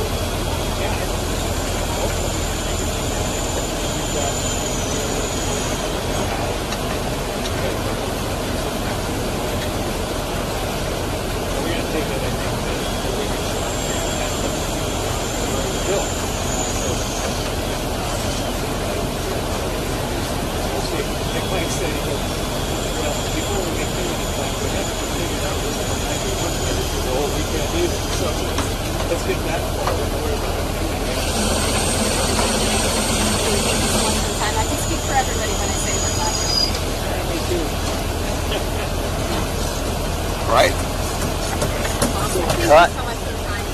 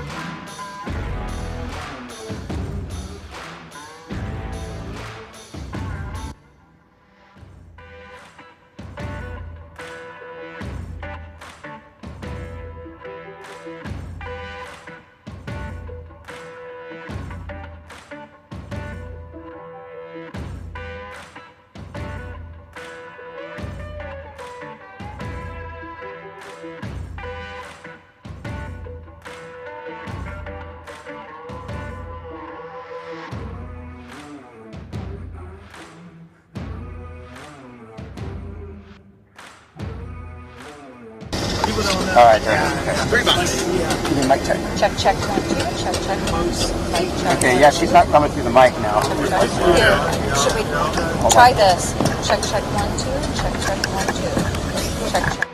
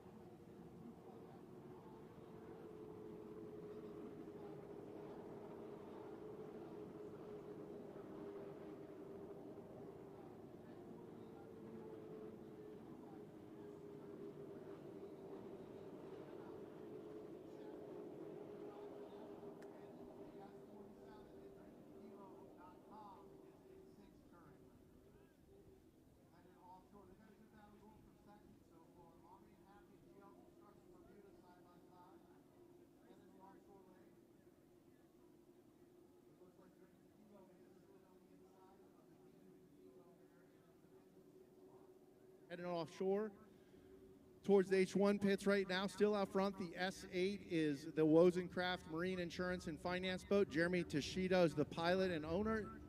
Julian Maldonado is the throttle man.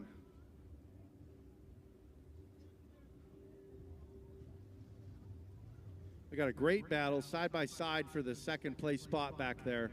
And that's Mom Ain't Happy S55 and S25, the GL Construction Team Bermuda boat. They're side by side straight across on the back stretch right now.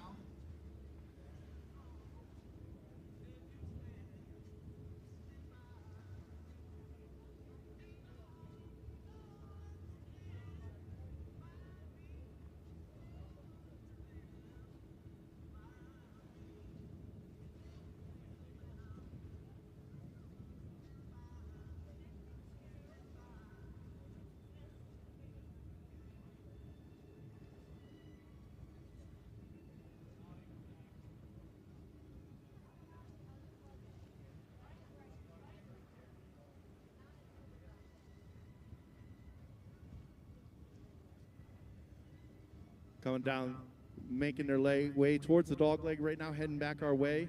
Wozencraft S8 still on the front side. This one is a 31-foot victory. It's only 31-footer here. All the rest of the boats are 32. This boat was built in Dubai in the Middle East, and it was sent over here a few years ago, and it sat in a warehouse for a couple of years. It did 2 events last year, and then Jeremy Tashida just purchased it and put together a program at the last minute to race this season. Boat is very fast. It loves this flat water right here. Still out front, the orange and green S8 Wozencraft. The S55 is in second now. That is to Mom Ain't Happy, Tom Kennedy from Iowa, and Scott Bloomberg from Illinois in there. The S25, another 32 Doug Wright, GL Construction Team Bermuda, David Selly and Stephen Bridges. Then the S28, Digging Deep, that out of New York. Andrew Miller is the owner and out of New York. Then S47, Drink Kilo, and then S33, Demon Bikini. That's 2 laps out of 6. This is our qualifier race, Heat 2. This is something new for our class. We normally don't do, but it's super cool to come out here and put on a show for you guys. We'll be out with 13 boats at one time tomorrow. It should put on quite the show. We're going to seed the groups in together. This will choose our lanes for tomorrow's start out of the finishes and speeds out of this race.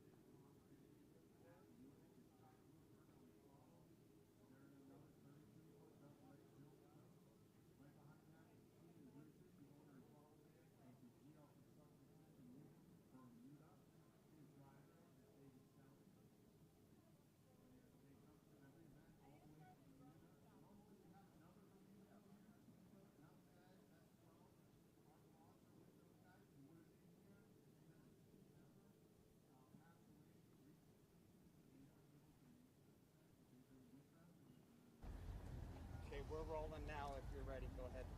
Okay. Hey. Wait, hold on, Brent. Let us know when you're ready, Corey.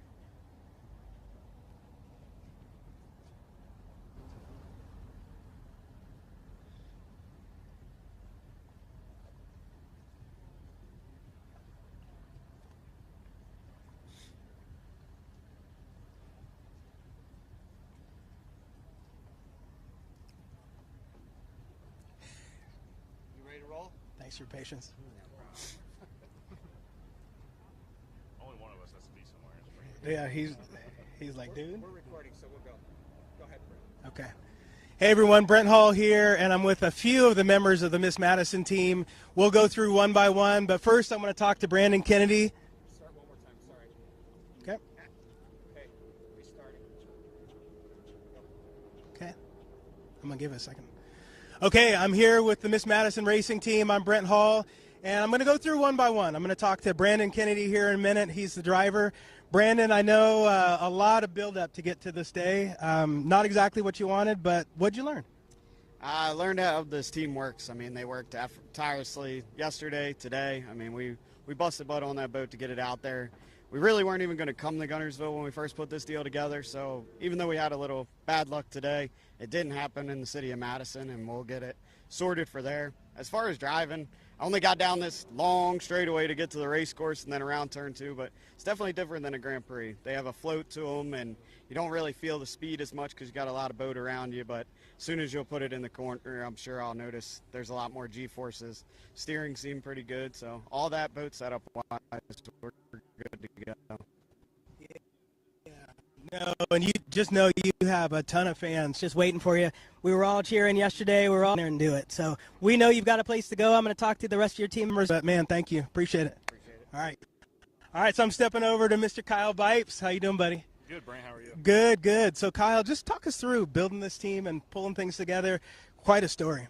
Yeah, so about 3 months ago, we had nothing. We didn't have a wrench in the shop, nothing.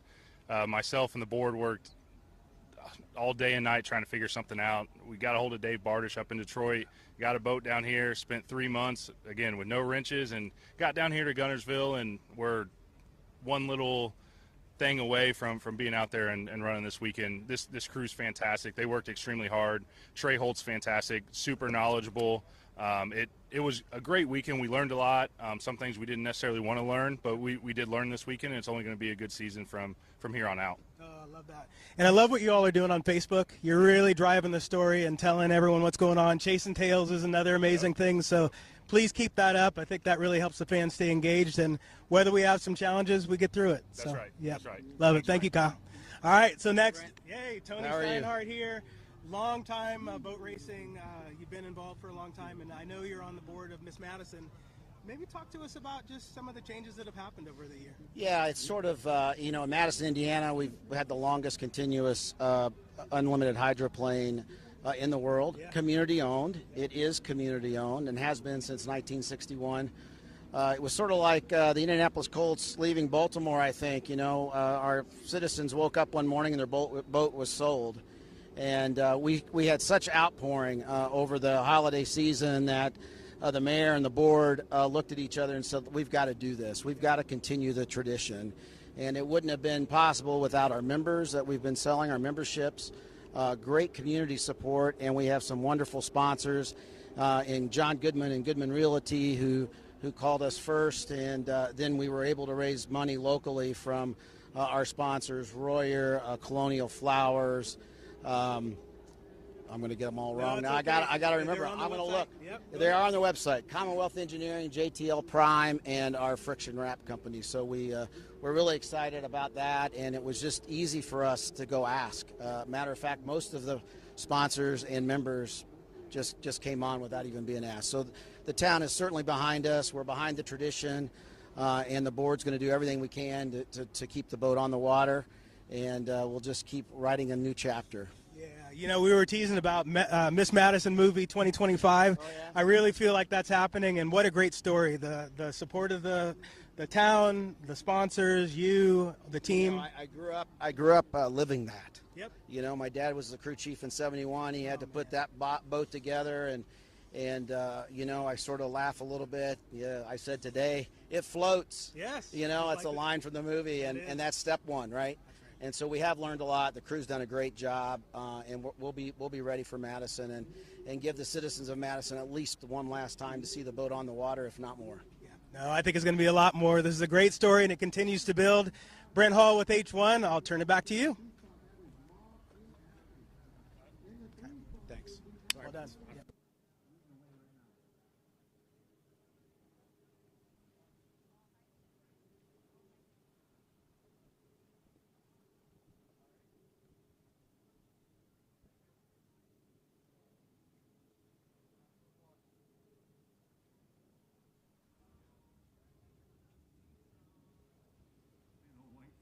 These guys coming by right now.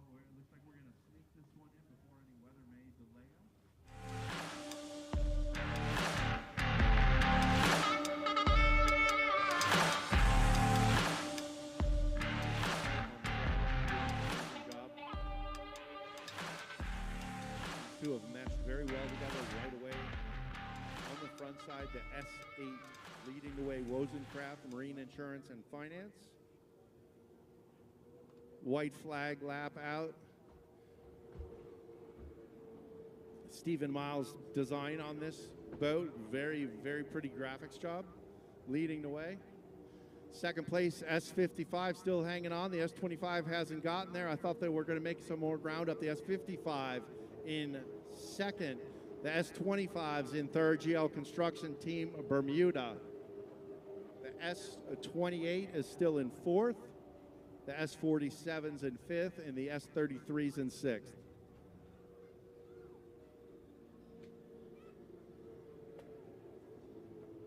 Flag crew making sure everybody knows what's going on. We got one more lap here to finish up this heat race number 2 here at Guntersville, the Superstock Offshores.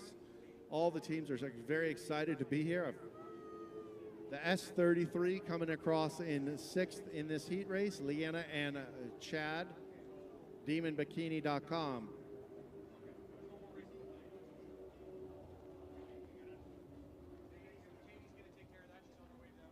Next time by, the checkered flag will be out. The flag crew doing a great job keeping everybody up to date, letting them know. It is hard. I will tell you, even though there's 2 people in these boats, it is hard to keep focused, to count laps and know where you are. So having a flag out there definitely helps. There's a lot of buoys on this course. Normally we race one set of buoys, so these offshore boats, to see all these extra buoys adds a bit of confusion for us.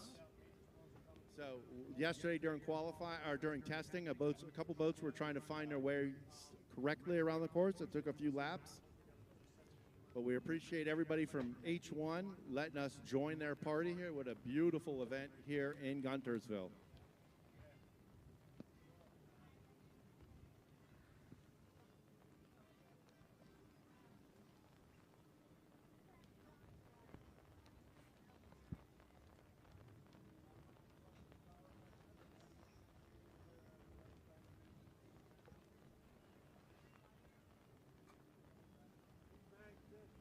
They're coming down to the finish line now. All the boats are on their final lap.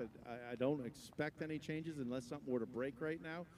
Leading the way, the S8 Team Wozencraft TFR Motorsports, based out of Minnesota, is leading the way. Jeremy Tashida with Julian Maldonado on the throttles. Got one guy steering and one guy controlling the speed. The checkered flag goes out. Wozencraft is going to take the checkered flag for heat number 2 here at Guntersville, Alabama at the Hydrofest S8, taking the heat 2 victory. Stretch it out a little bit there at the end. The S55 momming happy in second place. Scott Bloomberg is the owner and throttle man, and Tom Kennedy from Iowa is the driver. S25 Team Bermuda GL Construction is third. 32-foot Doug Wright, Stephen Bridges, and David Selly, GL Construction, Team Bermuda. Fourth place, S28, 32-foot Doug Wright, Digging Deep, Andy Miller, and Todd DePhillips. Fifth place, coming past now, Austin Blocker from Immokalee, Florida, and Dale McAtron from Toronto, Canada. DrinkKilo.com. S47, a 32-foot Victory Cat. And in sixth place, right hot on their tail, is the S33, Leanna Shadlow and Chad Havens out of Texas, demonbikini.com. That will set our class for their race tomorrow. Third footage here. Should be very exciting to see. Hey.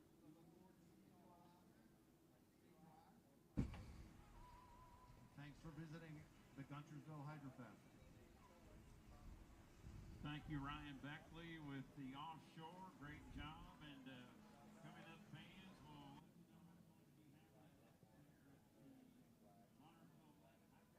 presented by Pinnacle Peak Consulting.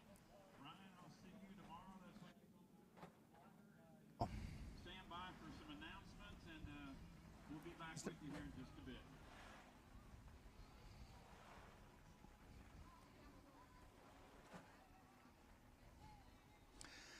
Back again, race fans, with Brad Luce, Tanner Faust. We are at the start-finish line at the 2025 Lake Guntersville Hydrofest in Guntersville, Alabama. And unfortunately, we're not coming back to tell you we're about to go racing, and that was the plan. We were about to go racing with our Grand Prix hydroplanes, follow it up with some more heats of H1 Unlimited. But unfortunately, Mother Nature has another idea for us and another plan. Tanner, we got some big winds coming in and apparently a weather party coming, so we're going to batten down the hatches and bail. Yeah, it's supposed to be 70-mile-an-hour winds. I think the limit is 15. And then 2.5 hours of thunderstorms. So it's with the cranes that they use to put the boats in and out of the water. Once there's electricity, I think within 10 miles, it's a no-go. But I like to think we're still just in your backyard. It does look kind of like, I mean, I'm looking at this like we're just hanging out, and you just have this on the side of your house, which is amazing. Sure. And if we were to go into my garage, there are a lot of banners like this hanging in there. But unfortunately, no, that's not where we are. And as Tanner just said, we are at Lake Guntersville. The wind is starting to pick up, and it's going to pick up and get pretty strong. So we are going to bail. And I would love to be able to tell you when we will be on first thing tomorrow morning with activity on the water, but quite candidly, we don't know. And we're just going to have to wait. I'm sure there will be a lot of discussions this evening about putting a new schedule together. But whenever the big boats get on the water, the H1 Unlimited hydroplanes, Tanner Faust and Brad Luce will be here along with Erica Allreed, Brent Hall. We'll have reports from the pit area. We didn't get a chance to tell you directly. We'll jump this in right now. Dave Villwock is fine. They checked him out in the pit area. They did not move him to a medical facility for any more evaluation. He's fine. That's the good news. Yeah, I went down and spoke to him, actually. He was actually looking for a mold to replace part of his boat. So he's full optimistic. I'm not sure he's going to get that ready for this weekend, but they're putting that thing back together. That would be the Dave Villwock we all know and love. Tanner and I are going to get out of here because it's going to get nasty and it's going to happen quick. We're going to help everybody batten down the hatches. Thanks for hanging with us throughout the day. We're sorry we didn't get some more racing to go. For Tanner Faust, Brent Hall, Erica Allreed, this is Brad Luce from Lake Guntersville, Alabama. It's the 2025 Lake Guntersville Hydrofest and the race for the Southern Cup. We'll see you tomorrow morning, but until then, good night, everybody. H1 Unlimited Hydroplanes. The world's fastest race boats. 10, 9, 8, 7, 6, 5, 4, 3, 2, 1.